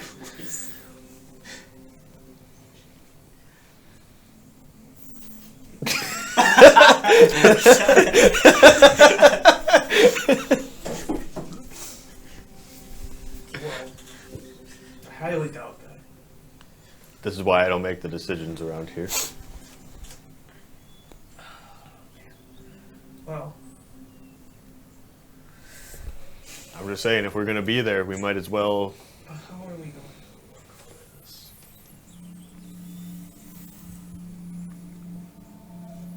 I can try to talk to Keranos, and maybe he can help me. Like guide you Yeah, towards it? yeah, exactly. the worst idea. Okay. Or I can ask Stormcaller Wuldar. I don't think he would know where it is. Didn't he tell you they were lost? Maybe it was like a teacher apprentice kind of thing. Like, I know where they're at, but you have to go find them.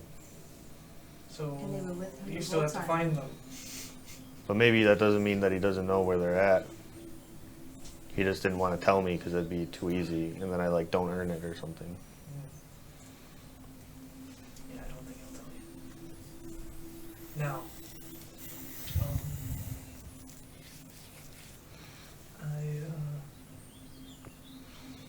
that's all there really is on it. Okay. It's the only place I can think of. It flew off to the west. Well, if we're going to the Sea of Souls, we might as well try something. There's only one place I could think of looking there. What's that? Well, two. Possibly on that island somewhere where we're heading. Okay. Or possibly at that giant obsidian pillar sticking out of the ground. Both sound very dangerous because I don't want you swimming in that water. Then we'll take a boat. I don't think it's just floating like some driftwood throughout the Sea of Souls. What if I like get to the pillar and then I can just like swim with my hand on it? Just like, It's very dangerous. have you seen me swim before? I'm pretty good at it. Okay. You beat Rafe at I don't least understand what 5 the times. problem is. There's monsters. You can't fight too well underwater. I can move pretty well underwater.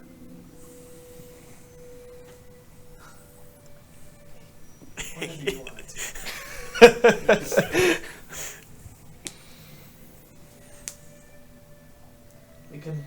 We can look for it when we're there. That's what I wanted to hear. Thanks. But I don't think the fleet is going to stop for us. We're the keepers, though. Yeah. If they're on their way to that island, that's where they're going.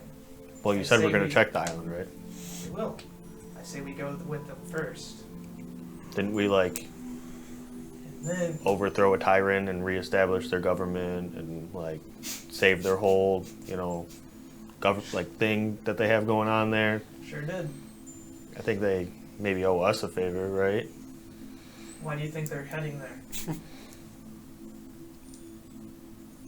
Because pirates have lots of money and they want to stop the pirates. That's half of the battle. Oh, okay.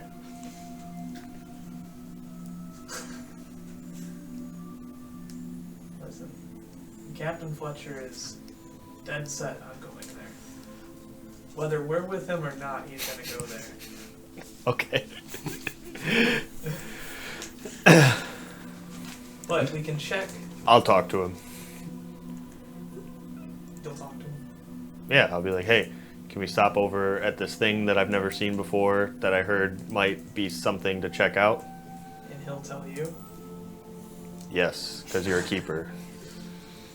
You try that. I will. All right. After a good, almost half-hour discussion between the two of you, going back and forth, eventually you guys make your way over to the Marble Gateway, where the rest of the party will be standing, including Ander. But this is going to be after, you know, we're going to do what you were going to Teneveth for. But It's like, yeah, Billy just scammed me. okay, so Ander, you make your way back to Teneveth. You go underneath. You're underneath the kind of sewer of the city itself. Make your way out and into the city itself. What are you looking for, my friend? First, I'm gonna go talk to the high priestess. Okay. Once you make your way into the gold... Also, the temples here, can you just like walk in? Uh-huh. Okay, just make sure. Yeah, many of them are constructed similarly. They're all made of a lighter kind of stone. Some of them have wood kind of other attachments or add-ons to them, but they're primarily made of like the same lighter colored stone that was shipped down from the mountains and kind of mined and gathered from there. So everything's kind of made of the same thing, and they're all open the same. Some of them have doors on the wooden entryways, but for the most part, you don't think that there's any sort of like VIP or restrictive access to the temples themselves. The city is here for the purpose of, spreading the news or the word of their deity and getting other followers. So you'd imagine most of the time they're pretty welcoming. Making your way to the gold-lit sanctum, though, you find standing in the middle of the sanctum itself, the only one in the entire sanctum currently is High Priestess Kylaria. She has her arms kind of outstretched, looking upward. The sun is beating down into the direct center of the room itself. Her tattoos of the gold against her dark skin are glowing very, very brightly and giving almost this slight luminescent glow to her entire form, almost as if there's an aura around her. You see her kind of lift up off of the ground just a little bit to where her toe is still touching before she touches back down. The tattoos kind of dull a little bit. She turns and looks over at you. Hi, so, hope I'm not interrupting anything important. It's alright. Okay. What can I help you with? I just got like a couple things to ask you, maybe something to tell you. You might already know though. If it's about the blood moon, yes. Yeah. That was one of the things. That's why I had to tell you. I was there. You were there? Did you see him? I did. I'm sorry about Skip. Yeah. He's helping. So. I can assure you it's not the last time you'll see him. Really? Oh. I wasn't too sure, you know. It's like a. Whether in this life or the one after, you'll be rejoined. That's fair. That makes sense. I just wanted, like. Do you know, like. I think it's like Demon's Bane or something like that that's here? She grins. You've been doing some research then, huh? Connor was, and he said a couple of things, and I was like, wow, those sound exciting. I want to go find out about those. There are some artifacts here that are in place if said events are to occur ever again.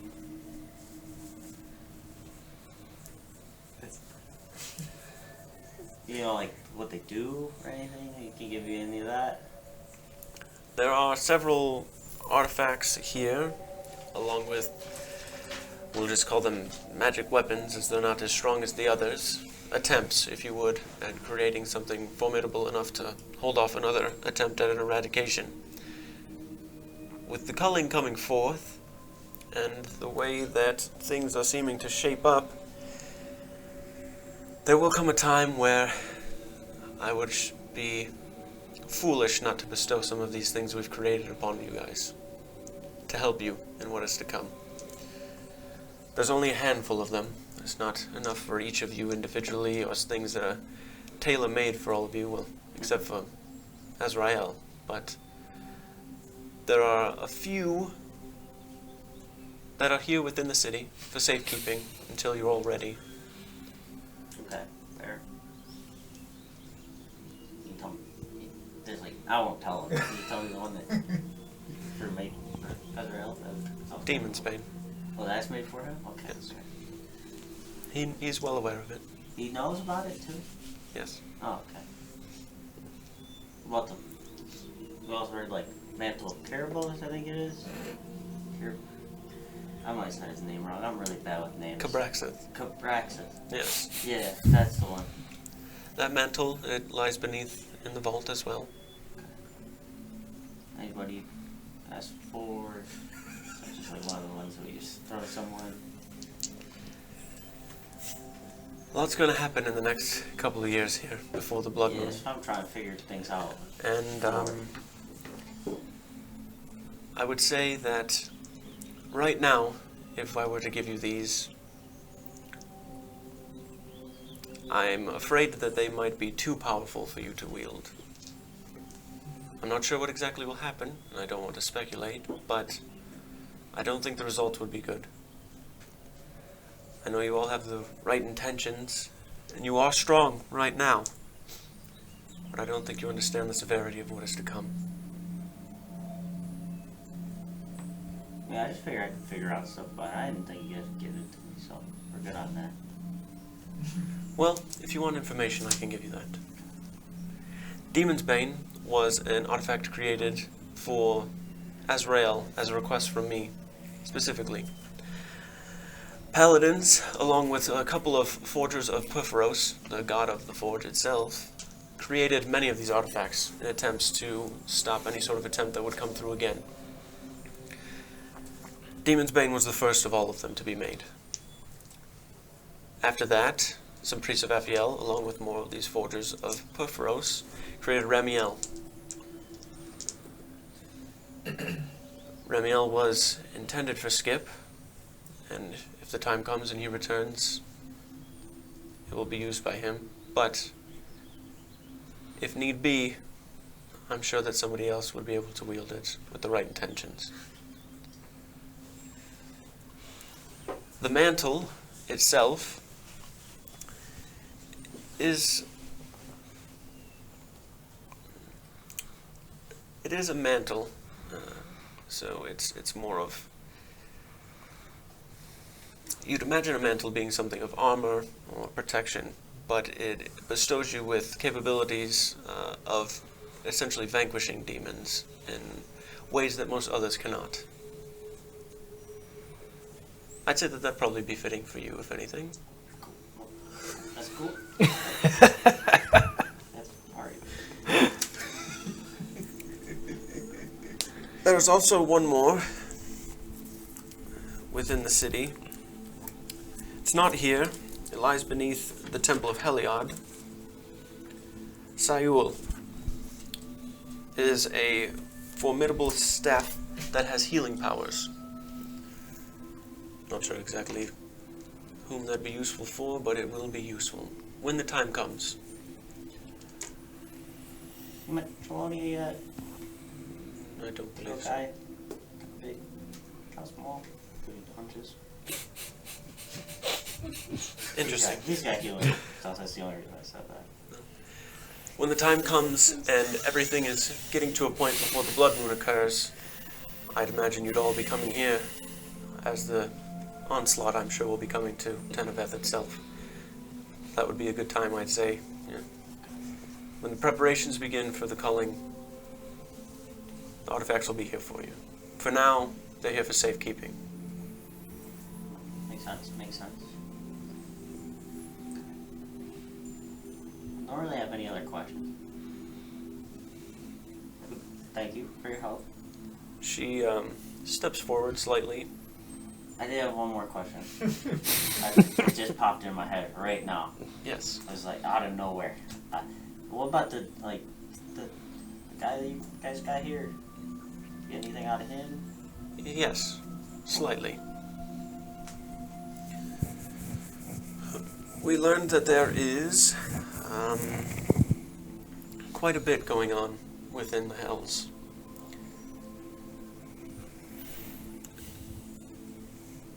Strong individuals in new positions of power. The power is shifting here and there, but Brelnak still stays at the top. We know for certain that they've been preparing for something for some time. He himself told me that the fight is not just for here, and after speaking with Aphiel and her telling us what she told us, I'd imagine that that is what he meant. Other than that, we're still trying here and there.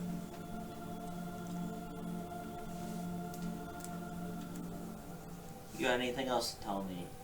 Because I'm out of questions. I don't have anything else to tell you either. No. Okay. It was a good talk. Glad I came here. Sorry for interrupting. What are you doing? That's quite all right. Well, we'll go back, probably. Friends. So, sorry again. Goodbye. I will see you later. Have a good day. I will. I'll jog out. All right.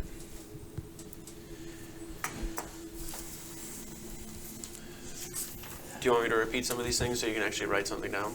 I got it all up here. Okay. Can you repeat all of it? Everything from the beginning. No, just kidding. Do you just want the names of the artifacts? Mine. That's what I'm writing next to that one. I'm giving you a chance right now. Do you want Who is any it? information? Who is the mantle? Like, Mantle of Cabraxeth. no shot I spelled this right, by the way. K-A. Incorrect. K-E. B-R-A-X-I-T-H. was the? As you can say in your gut. Was the other one under? I have Demons Bane. That one wasn't hard to write, honestly. Okay. What was the one under the? Samuel? Sayul. S-A-I, little hyphen, O-U-L. It's under the Temple of Heliod.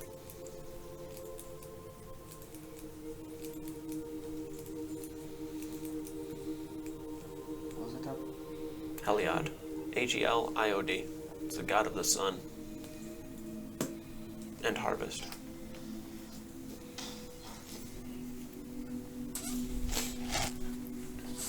Anything else before you return? I would do like a temple hop, but like just like a quick pop in and just like see what's going on in the other temples. Okay. There are a good handful of temples here, as I said. I'll go to the Heliod one. Okay.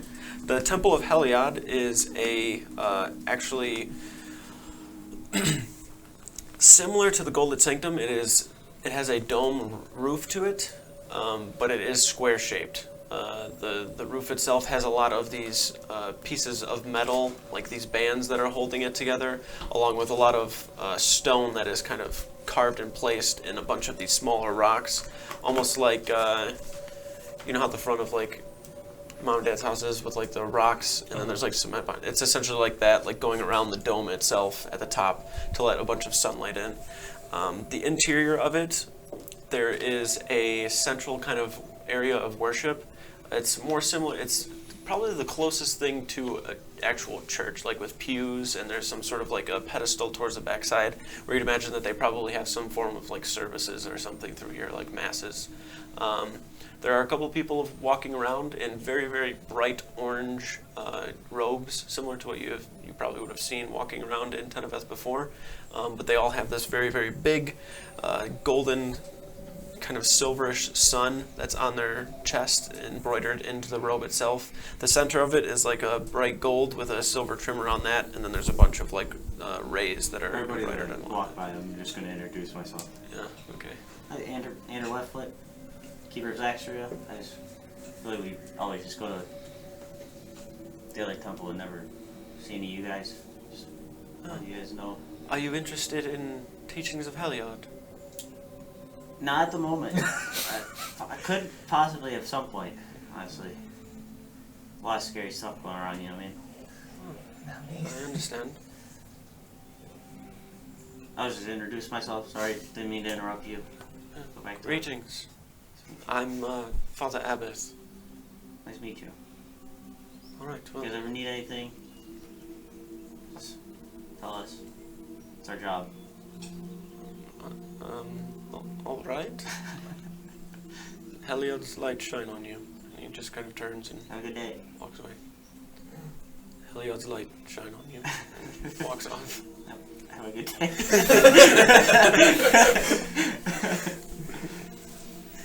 After leaving that temple, there is a temple of Cabraxith.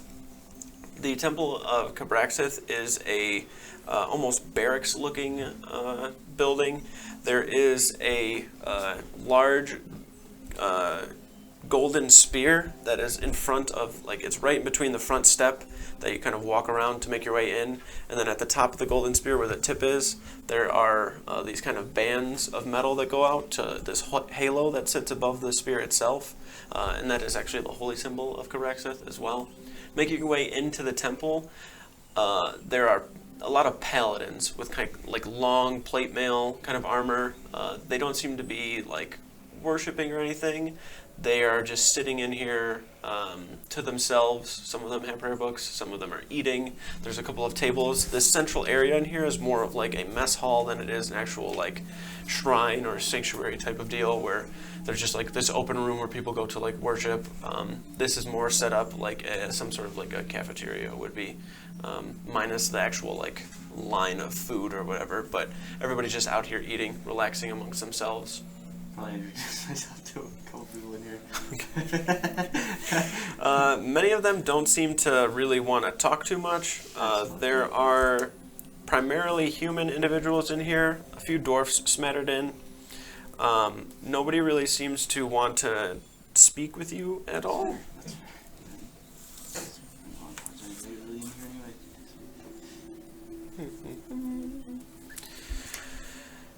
You heading to another temple? I'd say you can head to one more before you gotta get back in time. What other temples are here? There is a temple of Perforos, which is the you just heard. We're told it's the god of the forge. There is a temple of Beltha, which you have definitely heard before, and a temple of Luntari. God of the Forge, probably. Okay. The God of the Forge, heading over in that direction, there are 2 steel doors that lead into it. They're hard to push open, but once you get them open and make your way inside, there are, now that you see inside of here, it makes sense where a lot of this stuff comes from. There are probably about half a dozen forges within this area. There, you can see as you're approaching it too that there's like smoke kind of slightly bellowing out the top. The room itself has this loud just cacophony of clanks and booms. There's sizzling, steam is in the air, people are sweating. It's very warm in here, even though it's like 80 degrees outside, it's like pushing like 90 something plus in here. The steam itself kind of makes there's like brief fog over the area. It looks to all be one floor, one large floor with like 3 or 4 forges in the back, and then a bunch of anvils and such over to the sides, and then a couple more smaller forges smattered all throughout. A lot of dwarven individuals, a few humans. There's maybe like 1 or 2 Goliaths that you can see too that are within here. Clanking, everybody seems busy clanking away. No, a single guy that's just chilling. That doesn't seem like it. Vibing in the corner. No. Like, I already made all my shit. No.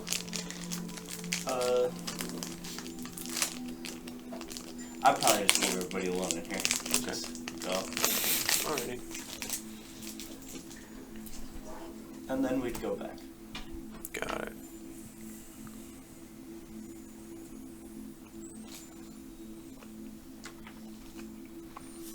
Alright. Making your way back. You guys all meet at the Marble Gateway to head to the Lyceum. Yes? Yes. Alrighty. From the Lyceum, are you going straight to Venore? Yes. Alright. Okay. We're gonna skip ahead to you guys arriving in Venore. So we're gonna Alright, have to- spread out while we're walking. Yeah, I'll probably talk to him about what yeah, go for it. Like, I know you told me not to go to Tenebeth. I wasn't supposed to, but I did go. I didn't get any of the artifacts. I didn't even try. I just talked to the High Priestess. She was saying that once, like, the calling starts, we'll probably, like, head there. And they have, like, they would make it. They made artifacts for, like, us, kind of. Azrael has his own. He also knows about it and didn't say anything, but it's just kind of weird, but it's okay. The Demon's Bane thing, that's for Ezreal. That's what she said. And then she said the other ones are kind of just like, for whoever, like, it suits best, I guess. She said the mantle thing, she said it's probably best for me. And I don't have to have it, like anybody else can take it, but like, she said it's probably best for me, so I feel like, just like, it makes sense. Did she say what they do? Sorry. So the mantle, even though like sounds like armor, is like really good at killing demons. And then I feel like you didn't say much about the Demon's Bane, just that it was made for Ezreal. Oh, there's another one too. I forgot about the other one. So that I wrote down somewhere. He pulls out like 6 loose pieces of paper and starts shuffling through them. I'll say the same thing. I'm really bad with Sayol, I think. It's something like that. It's under the Temple of Eliot. It's like a healing staff, she said. Okay. She didn't tell me what that entails, but I And then she said there's other magical weapons, but they're not as strong as the artifacts, but still like strong. That's about what I got. Although I went to some of the temples. There's like a forge one. It's really cool. I didn't talk to anybody in there though. That was about it.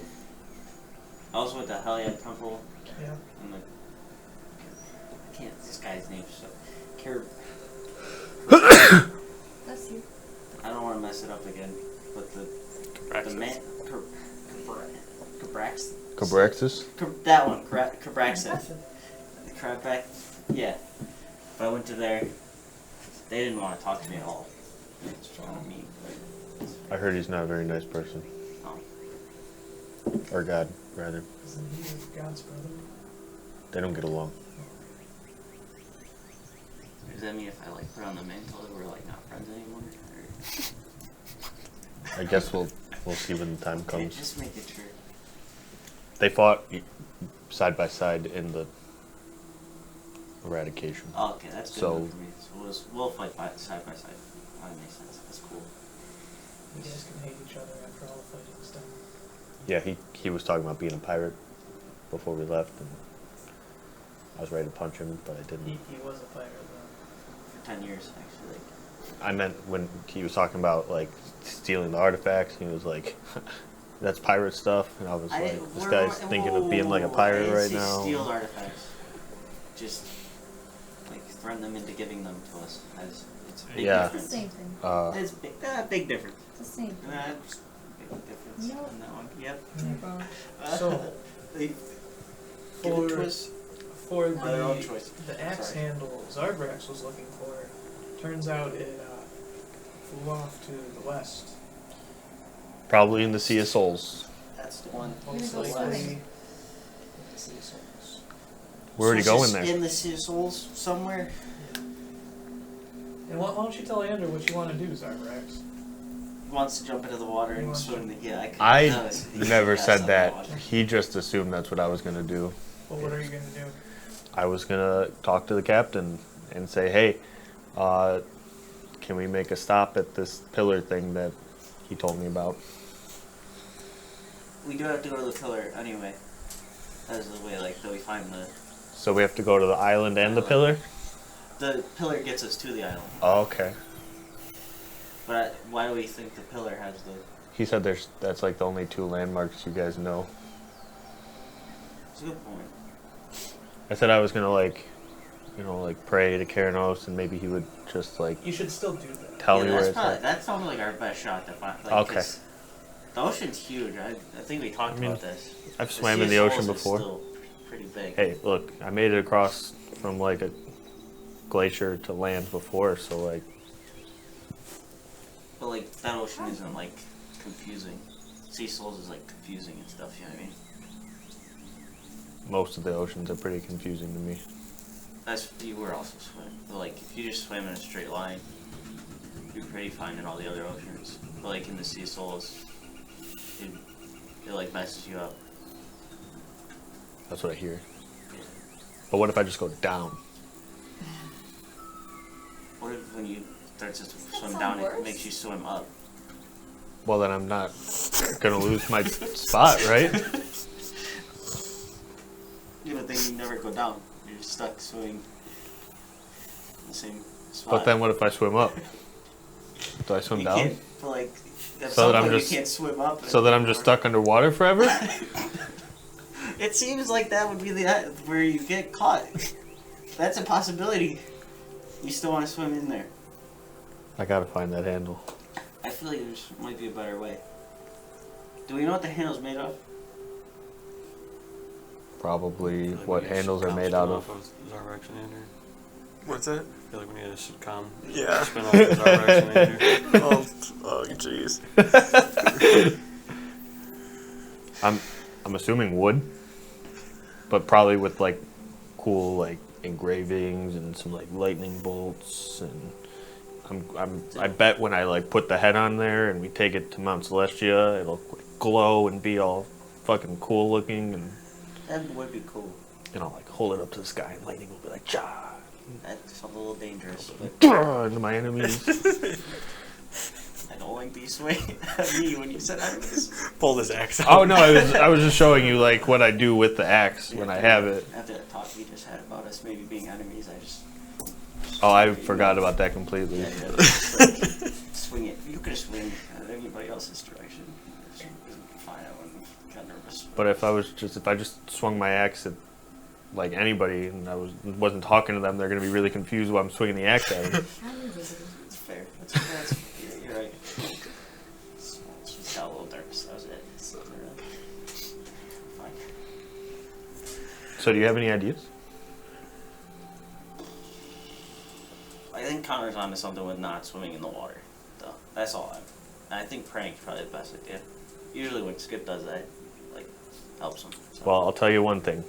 I'm good at swimming and I'm bad at praying, so when all else fails.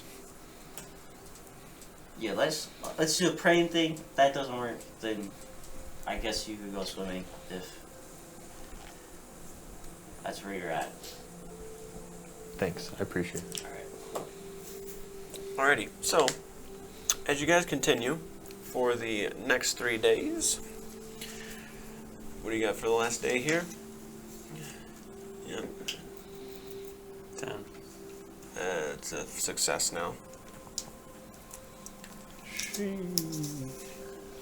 After your 3 days, this is the morning of the 3rd of Avareth. 15. What's the last month of the year, by the way? 6. Fuck, I'd have to look I at just that. want to know when the year ends so I can panic. Reroll that one. Really enjoy 17. the third book. So both successes.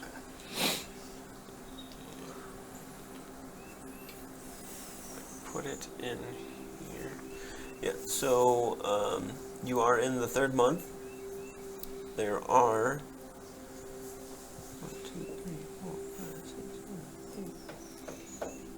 9 months. Gandaleth is the last month.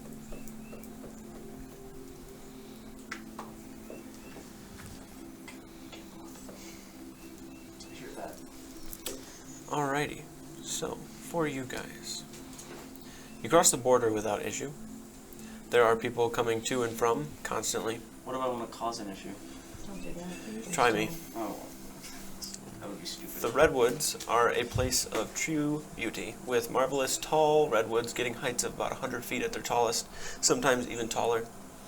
The forest is full of woodland creatures that scurry across the mossy green floor. Sunlight trickles in through the dense canopy in small rays of warm light. Bugs and birds that call out, and it resonates throughout the forest. You guys now, arriving in Venore itself, as you're approaching the, why my music gotta go out right then? There we go.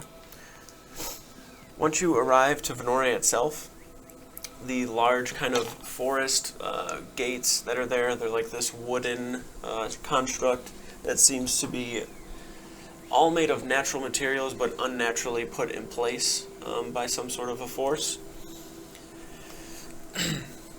Once you get into the city, it appears relatively the same to when you remember the Drow siege taking place that caused the damage to the walls and some structures. But you can see that a lot of it has been mended, and not with like wooden boards and like kind of like hammering stuff up. There are these large, thick roots and vines that have kind of grown over things. So where there was once a hole in the wall, there's now this woven patch of kind of mossy vines and thick roots that hold it together more sturdy. Now, people within the city see you approaching and they are giving smiles and nods. More of an acceptance of you being here and like a welcoming hello here and there. You can see a small group of elven children are running around playing tag with one another. Before you see, their attention gets brought towards you, and then when they see you, they run up, and one of the smaller elven boys, who's probably no older than like 6 or so, runs up to Neris, like right in front of her. Looking down at him, he's probably no taller than about 4 feet at this point. And as he approaches, he has these kind of golden brown eyes and dark skin. He smiles and he's just, You're the dragon lady. You're my hero. Oh, thank you. I'm Atelion. I remember when the bad guys came and Wraith flew out and he was like, whoa, and they were like, no, dragon, and we were like, yeah, and I was scared when that happened, but you saved us. I do what I can. Would you like to see right now? Is he here? Yes. Oh, heck, I don't have my stuff down here. Alright. Wraith comes out, He so. gets up on your shoulder and is sitting there. He's like, that's not Wraith.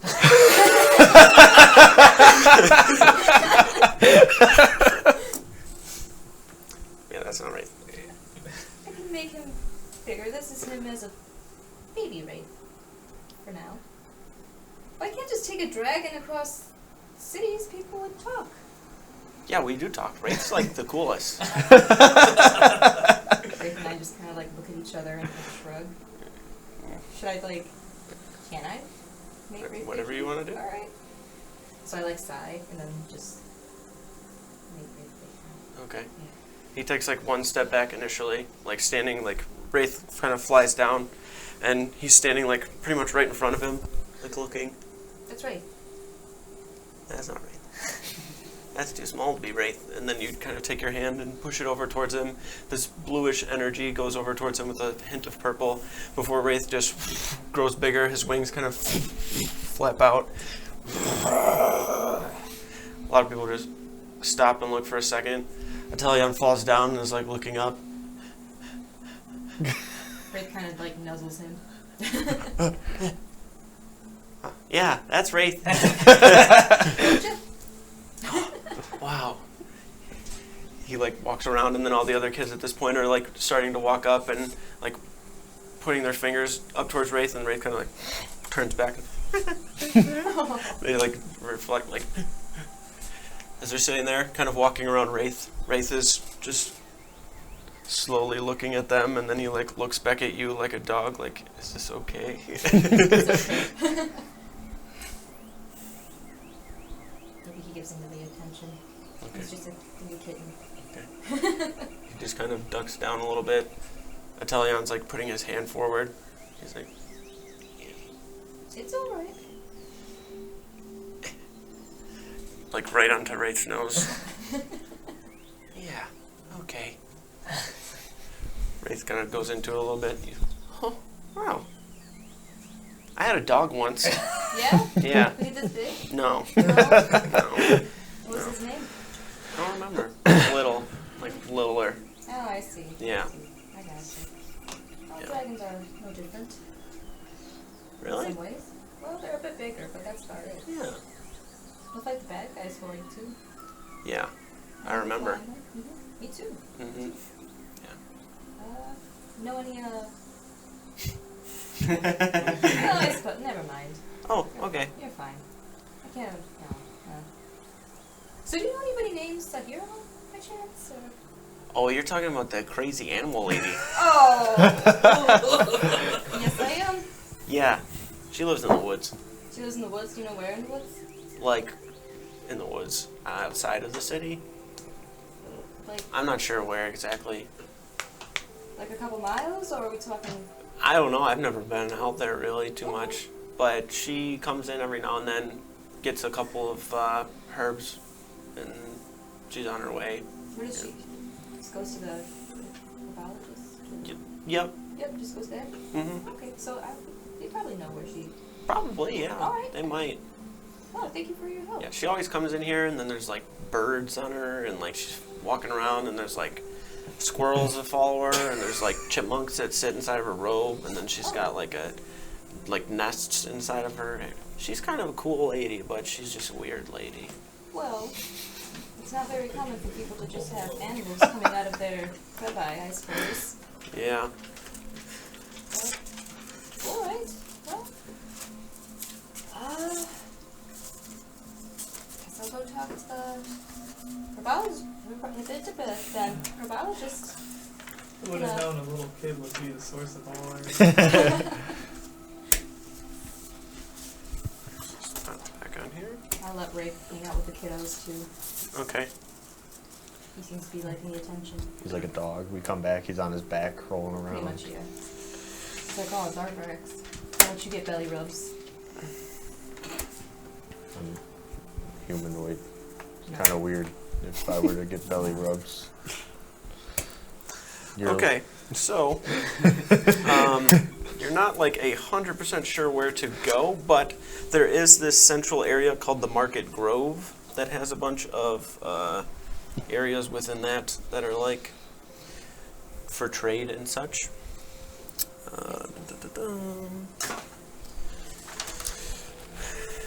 As you're walking away, Ray's kind of like walks towards you a couple of steps, and then you like turn around and tell him that he can just stay.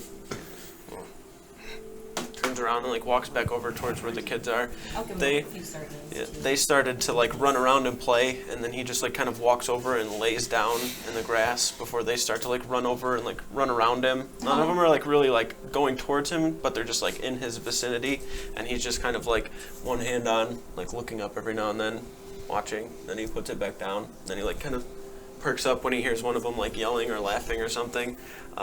But you guys make your way over to the Market Grove. I'll stay back and hang with Race. Okay. Oh, nice. All right. The Market Grove is essentially when you get into the city itself from where you would have come, which would have been this kind of northern gate.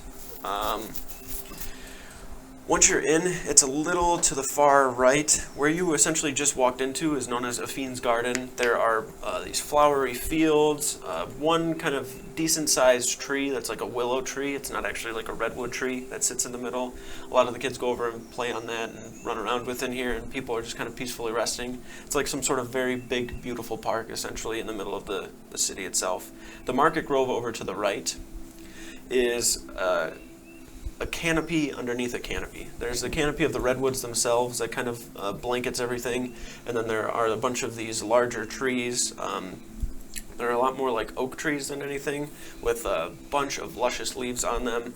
And then beneath that, there are several little buildings that are actually carved into the large bases of the trees themselves, because they're very, very large oak trees. The bases themselves are a good 50 or so feet in width. The city itself spans for several miles, as it's covered by just a bunch of large trees and wooden walls, a bunch of vines and moss. But as you make your way over to the Market Grove, there are just right above like where the doorways are, like carved into it, there are names in Elven of the stores themselves, which you're able to read. You come across 5 different buildings. One of them is Sky Trade Goods, True Aim Archery, the Hunter's Post, Venorian Armaments, and Nature's Remedy. Nature's Remedy is what I'm assuming is going to be your best bet towards any sort of like herbalism place. I had to take a guess. Yeah, right. But you, walking into here, can see that this place is kind of busy. It doesn't seem like there's like a ton of trade for people to like walk in here. This Market Grove is, I wouldn't say newly set up, but it seems like there are some renovations that are being created in order to start and make this more accessible for people outside of Venori that are not Elven. As you can see looking around in here, there are still just elves that are walking around. It doesn't seem that they have opened up the actual city of Venori to people quite yet. You noticed a couple of tents and camps on your way in of people that were just like in the redwoods themselves. You also noticed a good amount of guards on the outside. But besides the point, you make your way into the large hollowed out part of this oak tree, where you can see inside there are several plants hanging above. There are small like potted flowers on the sides, several like small brown, almost like the smaller dice bags are, but they're like these little like burlap sacks of, not sure what's inside, maybe like seeds or whatever it may be, more herbs, but it's all kind of smattered all throughout here. Once you make your way in, you can see that there is a woman standing to the far side of this. There's no really like counter in here. It's just a lot of open area with a lot of these pots that have dirt and soil in them, and she's just walking around with some sort of like metallic like gardening can that she's watering a bunch of stuff with. Sees you walk in and kind of sits down the can. Oh, hello. Can I help you? Yes, I have some questions. Well, I have one question really regarding a elf who may shop here. Alright. Asahira, do you know who I I'm. speak of? Yes, I do. She's one of my most loyal customers. She comes in whenever she runs low on things. Most of the time it's seeds, or she gets the occasional vegetable as such for all of the company she keeps. What does she do here? Well, she lived in the city for a while, but a lot of incidents with all the animals she tried to keep, and she wasn't pushed out, but she left herself. Found a small place inside of the western part of the woods themselves. Once you get out of the city, it's a bit northwest. She's got a small hut. It's modest, but it's all she needs. I've only been out there maybe once or twice in the last 20 or so years. To the west of here? How far would you say? Less than a day's travel. Oh, okay.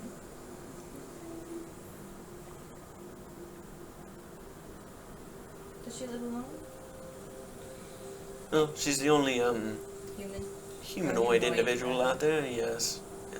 That's what I think. She keeps many friends, though, in the creatures of the redwoods. That's interesting. How long have you known her? Since she came here, I'd say, my grandmother used to run this, and she knew Sahira.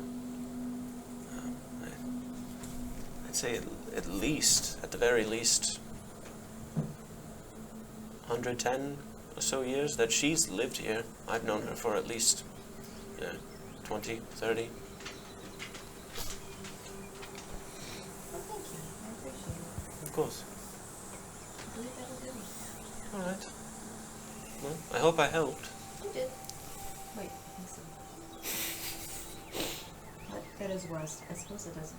Yeah. I can go off that information, right? Sure. All right.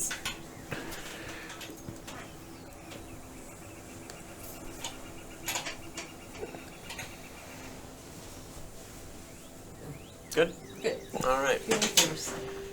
You make your way out. Where Ezrael and Wraith were left behind, you guys kind of all make your way back and can see that Wraith at this point now is flying around carrying children. And the kids themselves, he's like kind of just like picking them up, flies a little bit. He's maybe that far off the ground before he sets them down. And then there's like 2 or 3 more that are like standing, like jumping around. And then he walks over and picks them up and like flies and moves around a little bit. He doesn't let any of them kind of get up on his back. It doesn't seem like there's a whole lot of trust for that. But he eventually like gets back down to the ground, and you can see that he's getting a lot more into like actually like playing and running around. So he starts to like run and go with them, and they're all just like running, and some of them are trying to like jump and grab his tail, but he's just like moving it about. He eventually gets to a point where he just like stops and then like rolls to his side, where they all start to like pile on towards his stomach and like push towards him. But then as he sees you like kind of getting close, he just like turns his head a little bit and sees you before he like stands up, and you see one of the kids that are like holding the wing part just kind of like bloop, slide down. Then he starts to walk back over towards you. The kids like run in that direction for a moment before kind of just skittering off and going in their own separate directions. I was just, Having fun? yes. There was no shame in that. Would you like to be little again? Or do you prefer to spread your wings? This is much more comfortable. Very well. Well, seems we have places to go and people to meet. Everybody's here, right? I've found where she is. It's less than a day's travel west of here in a hut in the woods, surrounded by many an animal. Sounds like the person we're looking for. Sounds exactly like the person we're looking for.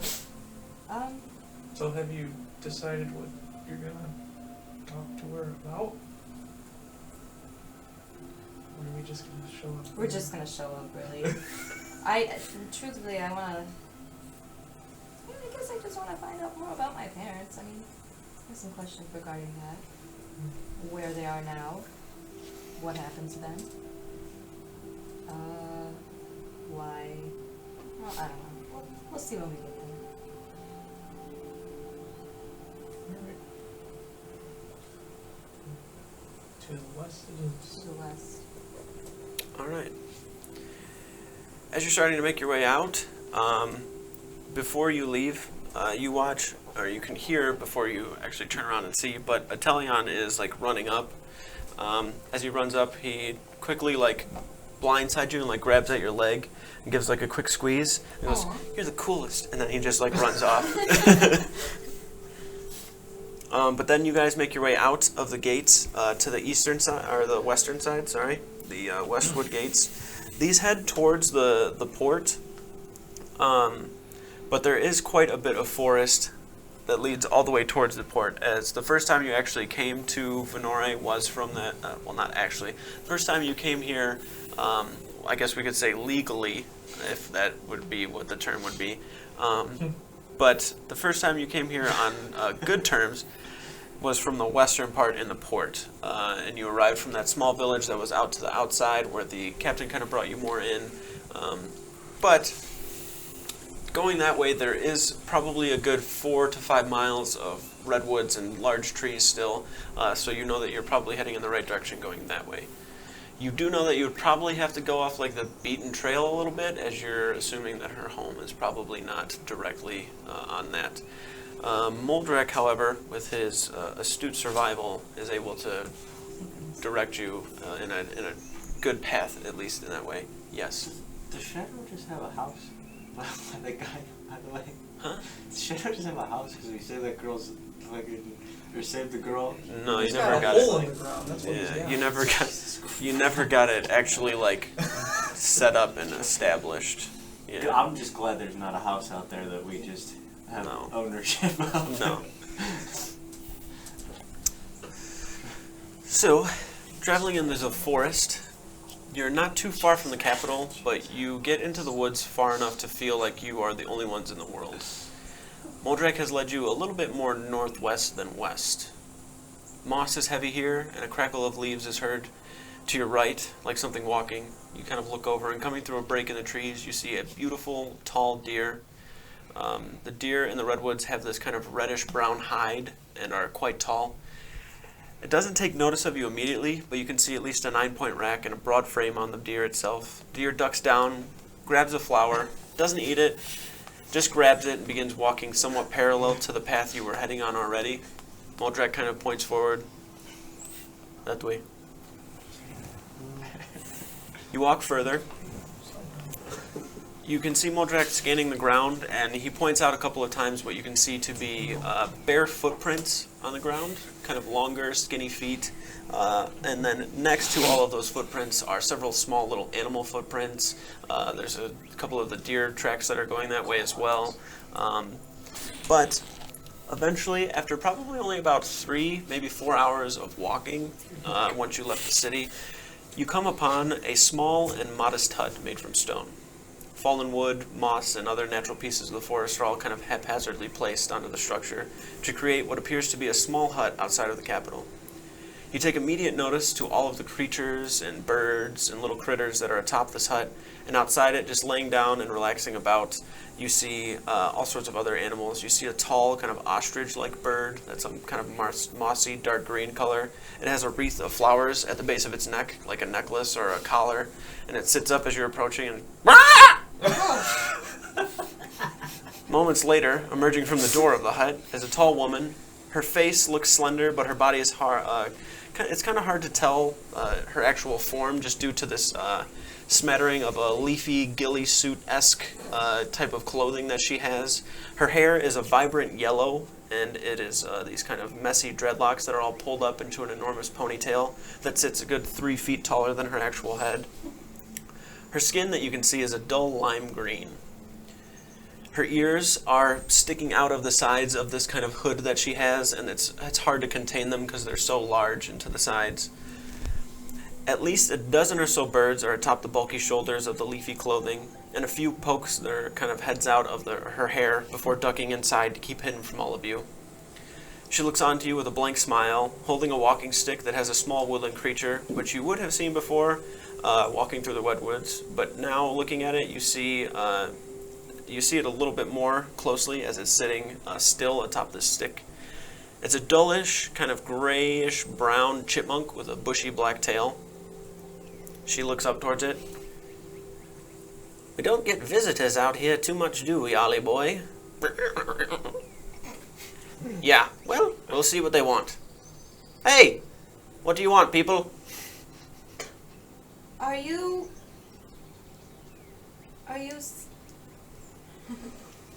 I'm sorry. Are you Sahira? I sure am.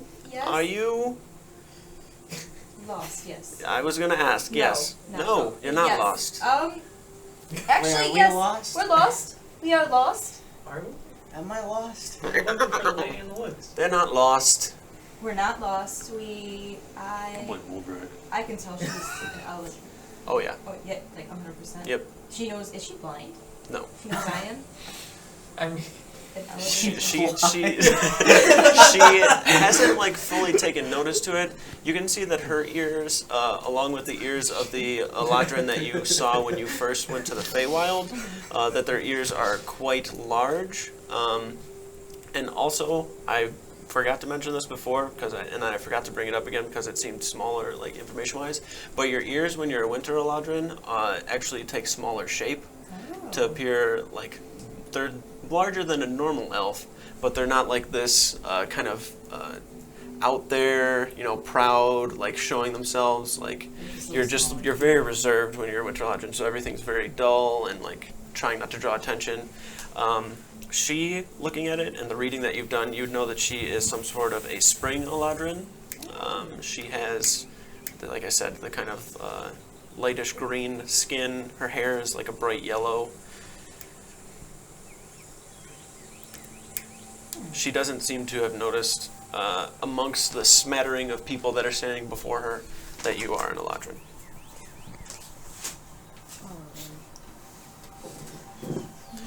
You hear another... I don't think they're hunters, Ollie. We're not. We're actually keepers. Is that a dragon? Yes. Interesting. He's still large. She kind of starts to walk forward with the stick, going up towards Wraith. She just reaches her hand out without hesitating at all, and pats up towards his head. He slinks back for a moment before just like taking a likeness to her pretty quickly. She scratches under his chin, and he kind of reaches it up. She reaches down to a basket you can see on the side and grabs a pretty sizable hunk of meat and puts it in front of him. And he kind of like, you don't like red meat? He kind of shrinks his head down. Peculiar. He likes fish. Huh. There's somewhere around here, but When you're stuck on an ice rock for a long time, I have an acquired taste for fish. Have you ever seen a dragon before? Is this your... I haven't, but I haven't seen another Eladrin in a long time. Now that she's closer to you, you can see her squinting a bit. How do you look this way? Well, I can tell you why you look the way you do. Could you please? Yeah. You're troubled, child. Something bothers you. Has for a long time. How do you know this? I don't even know this. What's your name? Neris. She turns around and starts walking towards the hut. Isn't much room, so I'm afraid we won't all fit. At least you, my dear. Then whoever else wants to pile in. As she looks and kind of points back towards you. I nod and I look around. Nobody else on. Probably room for like 3 more people. I'm interested in going in. Okay. I'll chill with Wraith again. Alright. I'll just hang out outside. Yeah, outside. So Arvrak goes in. yeah. Moldrak probably does as well. Or he could probably wait out. So you, Connor, and Zarbrax make your way inside. Probably would be really cramped if Zar and Moldrak both tried to go in, so it works this way. So, once you make your way inside, the interior is dim. There's a small little flame on a little end table that is actually a wooden stump. You can see that there's a small chair, and there are several little spots, I guess, where you can see that there are like nests that are made and kind of pushed against the wall. There are nests of like birds, like squirrels, all sorts of other creatures. The ceiling itself has a bunch of what appears to be moss at first, but then when you look at it a little closer, notice it to be just a lot of plants like mint. There's like parsley hanging from there, all sorts of like spices and stuff that are just dangling from the ceiling and growing from it. She has a couple of square kind of gardening boxes in here that seem to have some plants and such in them, like vegetables mostly. You're imagining that she uses to feed all of the little critters and such around. You then look over to see what appears to be her small area of rest, which is this mossy blanket of just like a pile, essentially. Doesn't appear to be any like animal furs or hides or anything like that. She doesn't seem like she would be using anything like that. But once you get in,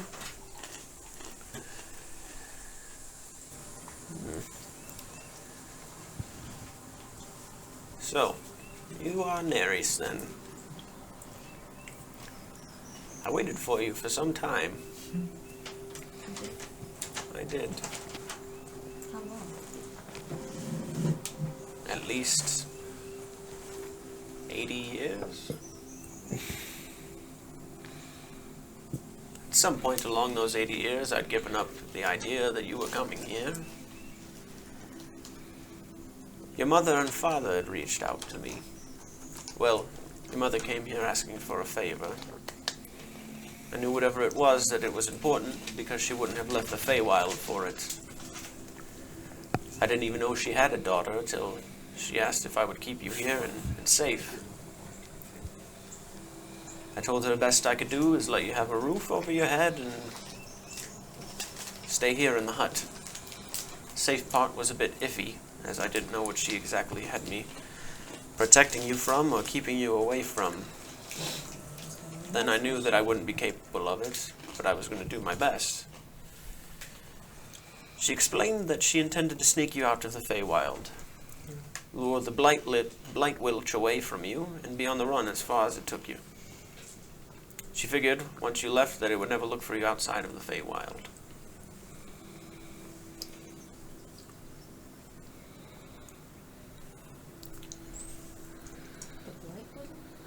A Blight Wilch. Light Roach? Yes, a Blight Wilch is a creature that's home to the Feywild. It's a dark and twisted variation of a Wilch. Wilches were peaceful and quite kind creatures. Wilches lived in small colonies in the marshes of the Feywild. They are serpent-like healers. They cultivated a herb in these marshes with strong healing properties. They called it Wilch root and dedicated their lives to protecting it. Now, of course, when people find out about a powerful herb with those kind of properties, they seek it out and do what they can to get it. Whether it be for coin, a loved one, or studying, the Wilches are always there to stop it. And let me tell you, anyone foolish enough to try and mess with a Wilch, well, they aren't very bright to begin with. They were powerful and well connected to the magics of the Feywild. But they are docile. That is so unless they become infected. You see, with Wilch root there are some consequences. The herb itself has a small bulb in the center that requires very delicate care and attention that only the Wilches were capable of. The entire plant itself has other uses, but the bulb is where the healing magic comes from. Sometimes these plants become tainted through the magic of the Fey. And you may think that the Feywild is a place of beauty and grandeur, but I promise you that there is mischief and darkness that occurs there. Just like anywhere else, there is a balance. However tainted these Wilches become, they're still very powerful. Consuming one will give you an immense connection to the Fey and strange powers, twisting your very form. At first, they were useful in protecting the Welch root, but as the power grew, so did the madness and the transformation itself. You see, blight Welches become hungry for that power and believe that it will be lost if they do not consume the hearts of other powerful creatures. Whether it is true or not is beside the point, as the madness drives them to a point of no return that cannot be cured. Welches, seeing their wrongdoing, sought out the blight Welches to undo the harm that they'd done on the way to the Feywild. You see, these blight Welches started seeking out creatures of the Fey that they thought were powerful, killing them and consuming their hearts. Sadly, the Welches were killed trying to do so, as the blight Welches had grown too powerful. The Welch root, being uncultivated, died off, probably for the best, but still sad. However, many Fey creatures killed the blight Welches off, and the Feywild itself did so as well, as they would seek out stronger creatures, believing the consumption of their heart would give them more power. And over time, they began to disappear. It seems, though, that your mother believed one to be after you. If that was true, though, she did the right thing, getting you out of the Feywild. They loved you dearly, and I believe that they were successful, as the blight Welch would have no idea you are even alive as you've been on the material plane. How did I get caught up in all of this? Did I eat one of these roots? No, dear, you did not. Your mother explained to me that at a young age, she had noticed a change in you, I guess. She'd seeked out many of the wisdoms within the village. They'd done a couple of tests, rituals, whatever, before they discovered that you are a direct descendant of a fiend, an avatar of my Mytheria. So that is true. What does that even mean? What am I supposed to do with this information? Well, over the years there have been many avatars of my Mytheria. It appears that whatever avatar had passed away was in our bloodline somewhere. It's strange magic. It's magics that I don't quite understand. But the essence of it is you've been given a great deal of power. And the only one who really probably has the answer to that is my Mytheria herself, or a fiend. Pull up some notes.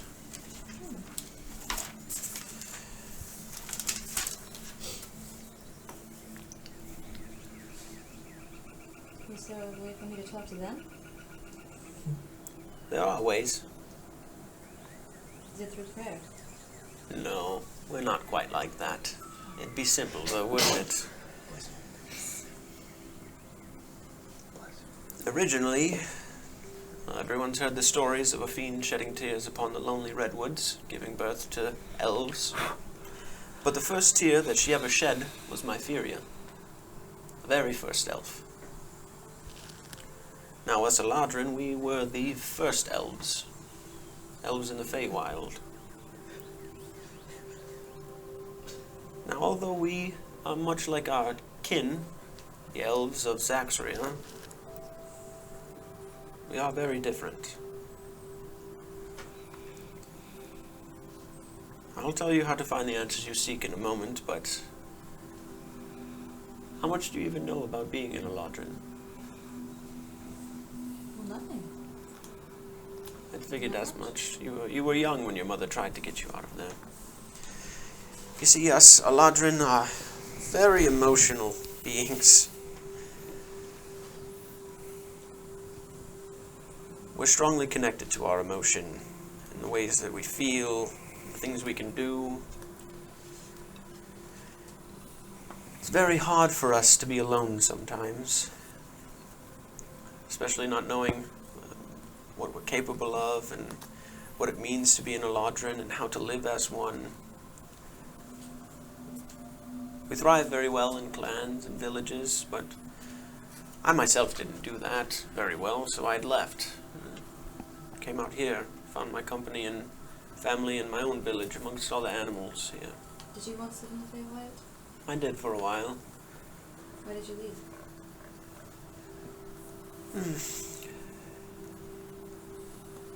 See, your mother and I, we always had a great relationship. Once your grandmother, once my mother had passed away, I don't know, it just didn't feel much like home anymore. So I left, seeking out other things. I'd originally fallen through by accident. There's a small pond that used to be by our village. It was forbidden to go to, but I'd found my way there, and before I knew it, ended up here in the redwoods. I think I fell through some sort of a portal.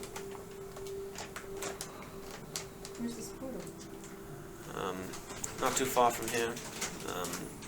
There's a waterfall that goes into a pond. Behind that, there is one. There's no more. There's no more portal. It's all gone. Well, there's other ways of getting back. There are. There sure is. Without portals? Behind waterfalls? The magic is the same. I could probably get us there. Oh, really? Well, you'll definitely want to be going there. At least if you want answers, that is. I do. I have many questions. Are my parents still alive, you know? I think about that very often, and I hope that they are. When's the last you heard of them? When you last saw my mom come here? That would have been the last time, yes.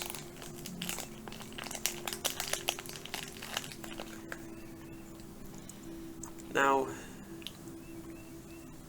I need to ask, you knew of this portal then? I did. So you returned to the Feywild. I did.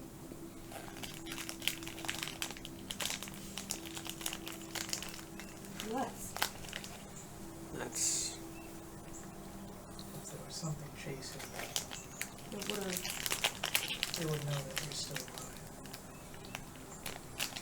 most definitely when you returned. As I said, Blight Witches are very well connected with the magics of the Feywild and the Feywild itself. Oh. They would have known that you returned. So it's safe to return then. One thing. Yes? Yes? It may have thought that you were dead or gone. Now that it knows you're not, well, That's all speculation. at that point, Wouldn't they have come for me when I was there? I need Azrael, Muldrak, and Ander to make perception checks, please. Wait, why? Give me a second. Get this guy's stuff down. 21. 21. Doesn't he get, I think he gets advantage on perception? He does. 70. 27. Okay.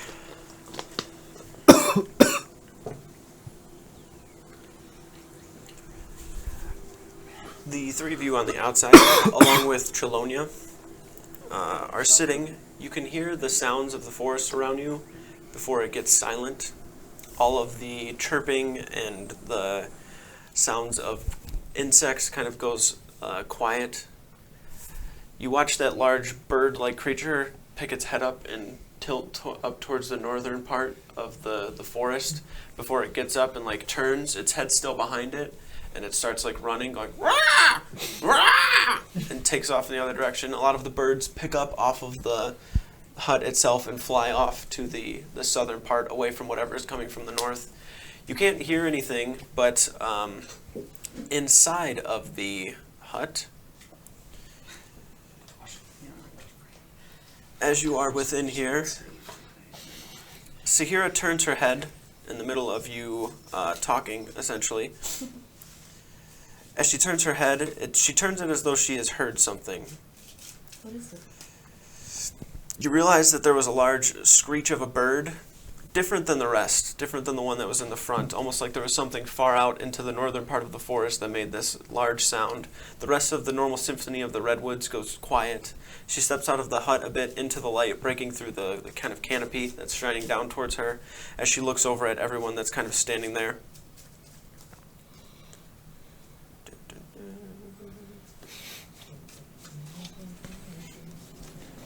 Hey, all these birds just took off. She, in a hurry, turns back. We haven't much time. Neris, you must return to the Feywild. I haven't any time to explain, but when you get there, you must find the burial site of Nyferia. All the answers you need will be there. Your connection to the Feywild will be your guide. Where you meet resistance, do not always seek out force. If you've been to the Feywild, you'll find another way to get back there.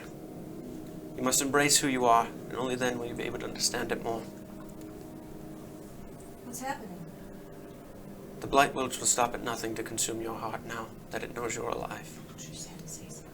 Seeking out the burial site will give you answers you need to be able to face him. Now go. Go, child. All I ask of you now is that you run through the forest and lure whatever it is away from my home and these innocent creatures, some of them still remaining behind at this point. If your mother's still alive by some chance, give her a hug for me. All right. Now go. You'll be okay? I'll be fine. All Run. right.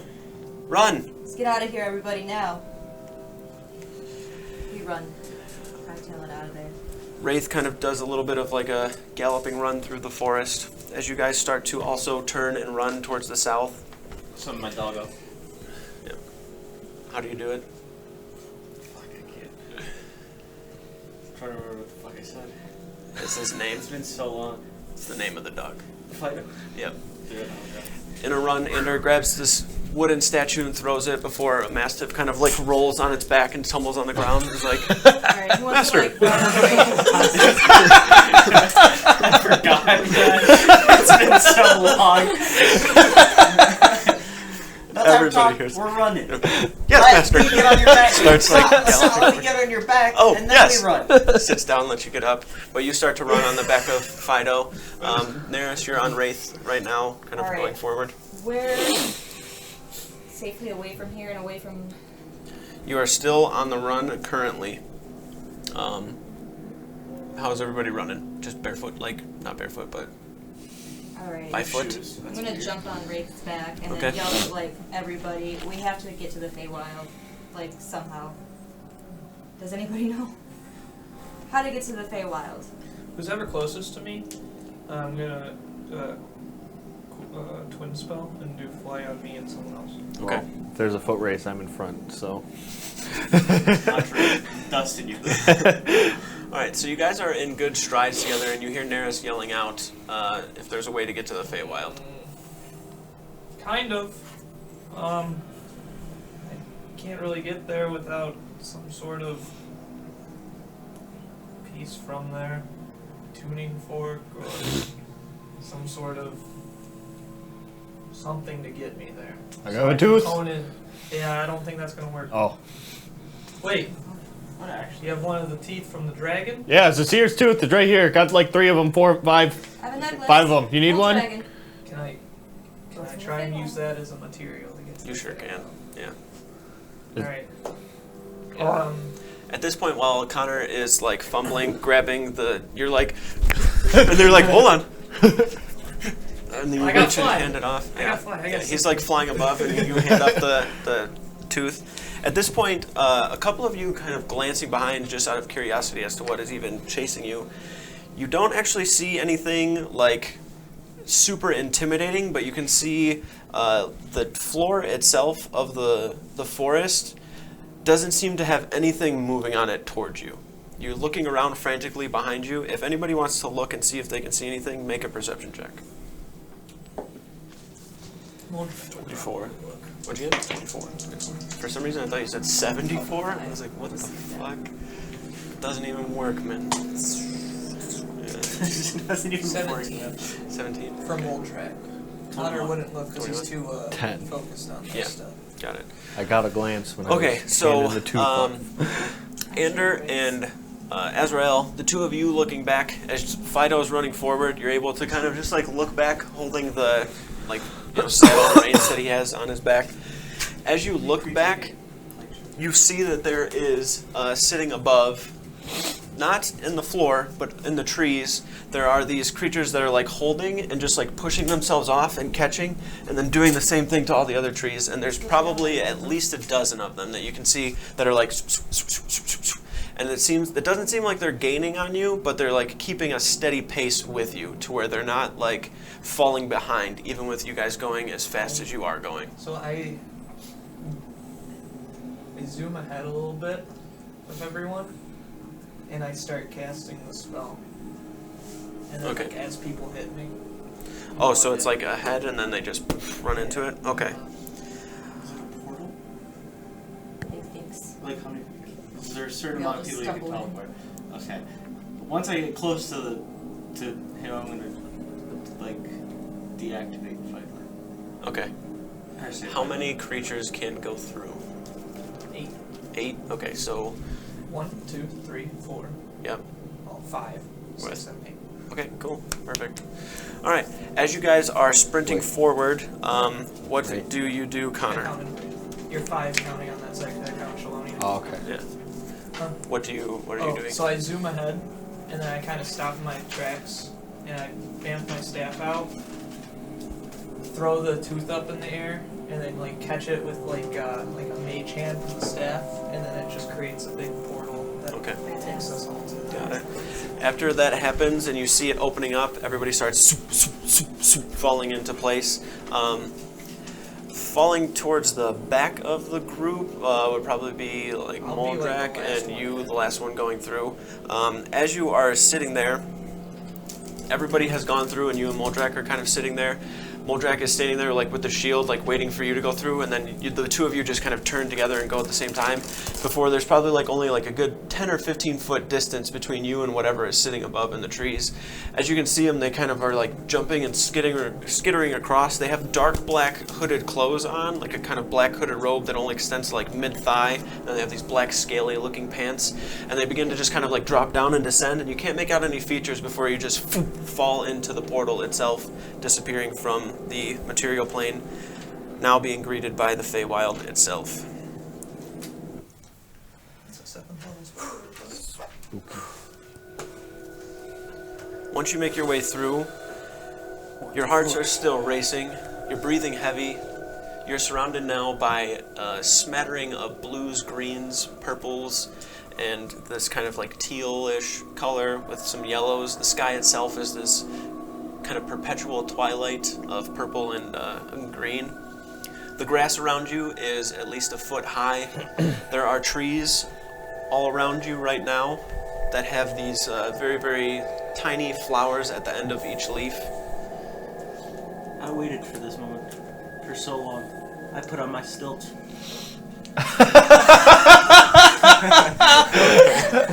So long. I bought those so long ago. Okay, Fuck you, tall grass. Can't beat deactivated me. Fido and picked the thing up, right? Yeah. Okay. Wow.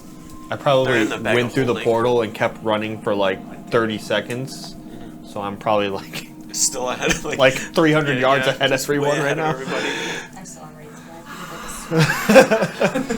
back. Turn around. Wraith just kind of like landed Oh. like flat like this because he felt like he had to like dive through the portal, but he's like laying down. Did making that portal consume the tooth?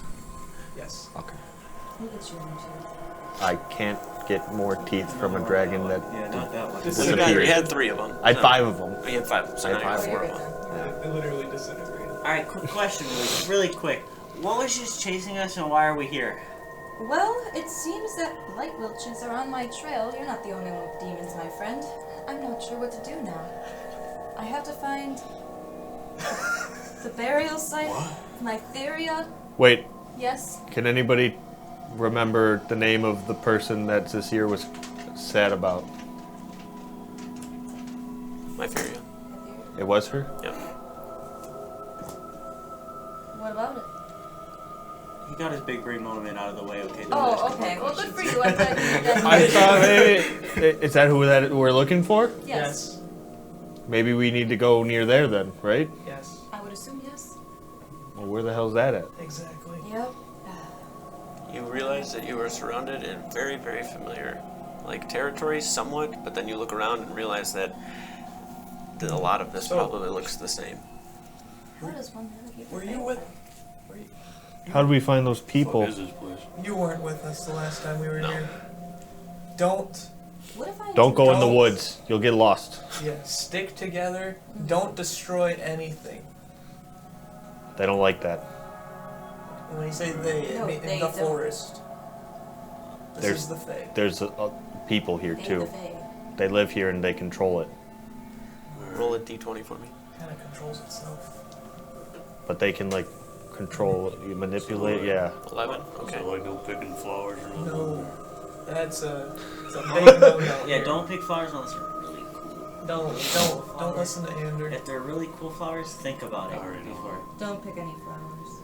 Neris, as you are standing around, everybody is kind of in this smaller group, cluster, just looking around. You don't hear a voice, but you almost feel something pulling your attention. Your head kind of picks up and turns to where you can see off in the distance this purple little ball of energy that is just kind of sitting at the top part of the grass to the far kind of upper right of you guys. I follow it. I go up to it. Yeah. You start to walk towards it, and it just kind of keeps moving away in a certain direction. I suspect we must follow this orb. Do you see an orb? You do. Oh, okay. Lead the way. And still kind of like why are they after you? It's a long story. Things think they can get stronger by eating someone's heart. Yes. They want her heart. You are pretty Because of her confident. lineage. You are also pretty confident as well that whatever was just chasing you was not a blight wilch, because they were not serpentine looking.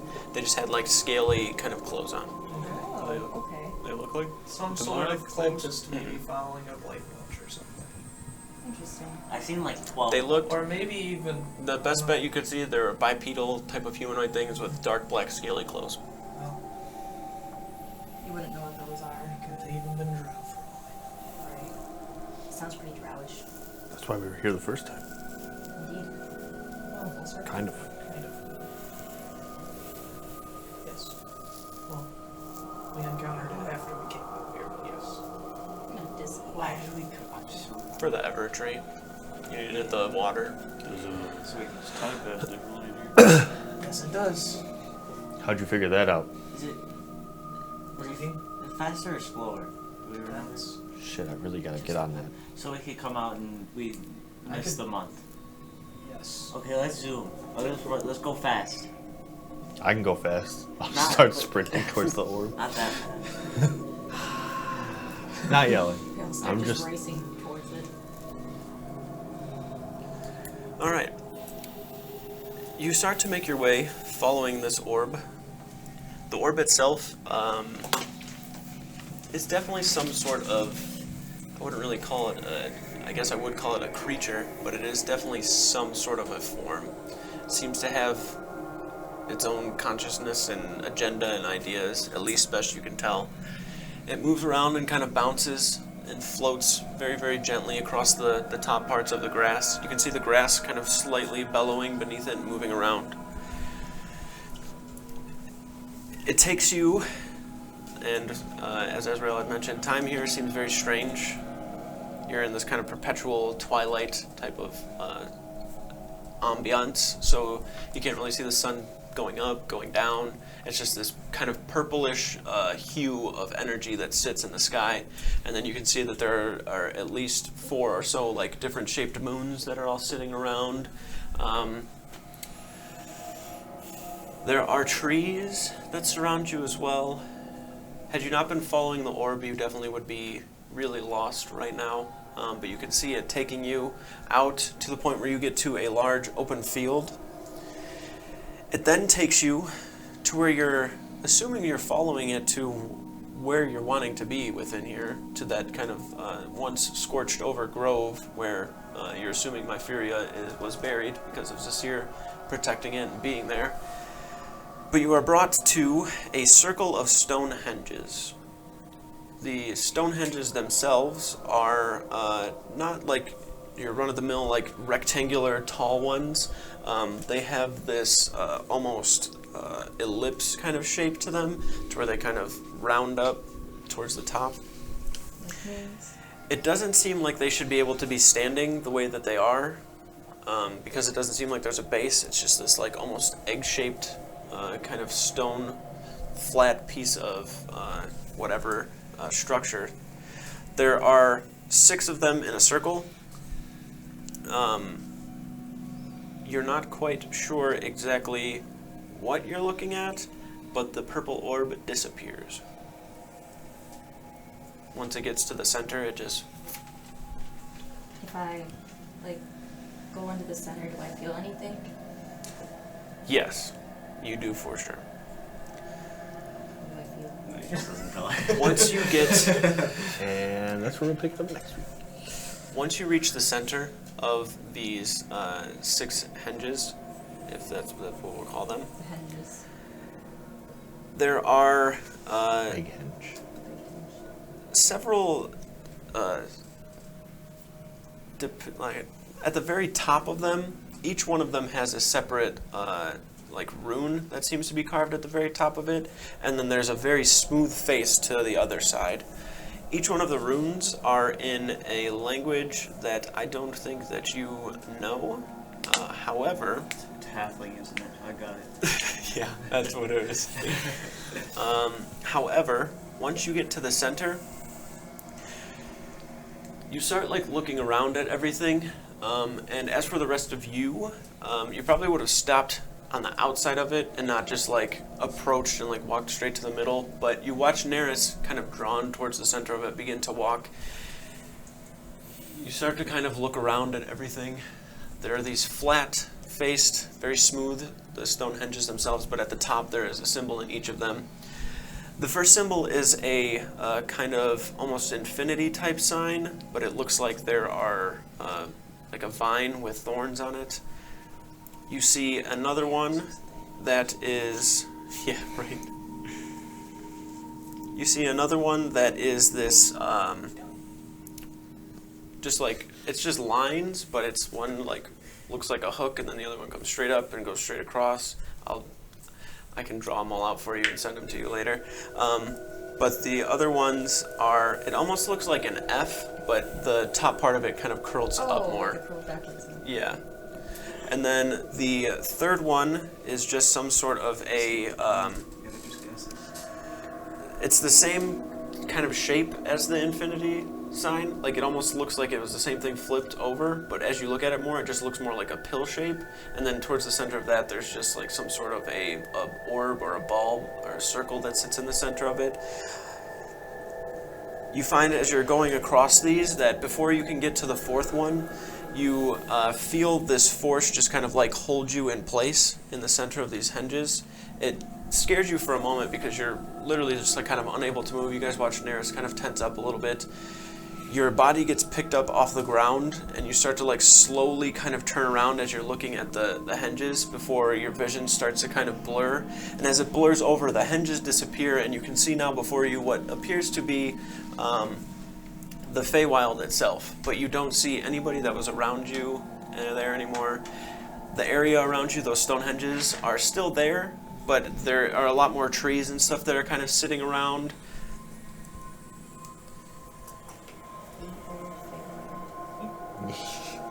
You guys still see Neris up, suspended in the same spot she was, slowly circling around. Her arms are just like still at her sides and she's like looking up. And then you watch as you are where you are, kind of like turning or walking, you watch her standing there, start to kind of walk around in the center of the stone hinges, still floating above the ground. I'm just floating. You are on the ground where you are. I'm on the ground. What would you like to do? I see nothing around me. Make a perception check. Ooh, okay. 20. Okay. As you start to look around, you're pretty sure that you are within the Feywild. This is the Feywild, Yes. but it doesn't seem like it's the present Feywild. As you're sitting there, you look up, kind of look back over to your left. You hear a large kind of, and then landing down on the ground in front of you. You back up, and you guys watch Neris back up on the, like floating up, backs up and puts her hands down to the ground where it looks like she's flat, but she's still kind of floating up in that position. Her eyes are glazed over with this purplish blue energy. You go to like run up and get up there to go to her, but there's some sort of like field that's going around the Stonehenge themselves that's like preventing you from getting in. You guys are just like watching and looking. She doesn't appear to be hurt. She just seems like something just caught her off guard and scared her a little bit to where she jumped back and landed down. Standing before you on the outside of the Stonehenges, you see a three-headed dragon turn and look towards you. Zaxria, his dark reddish-orange scales and skin. As he takes a couple of steps towards you, he kind of leans down before all three heads kind of point forward, opening up. And then you watch the front head gently kind of duck down before you see a probably 7-foot tall, beautiful elven woman. Long, tall ears. She has on the back of her sheathed some sort of long polearm with a spear point at the top of it. As she steps down and gets towards the very front of the dragon's face, the dragon brings its head back to where she steps forward, looking over towards you. So, you are my descendant then. There is much you must know. We'll start here. And that's where we'll pick it up next week. Thank you for tuning in. We appreciate you watching. Be sure to follow to be put in the giveaway. Chance for Xanathars. If you subscribe, you can get a free custom mini from Hero Forge by us. Well, we're not going to customize it, but we're going to give it to you. Yes, we are. No. Also, be sure to check out the YouTube. All of the VODs and such are on there all the way up until episode 62. More will be put up today. Take care. Thank you. Au revoir. Yeah.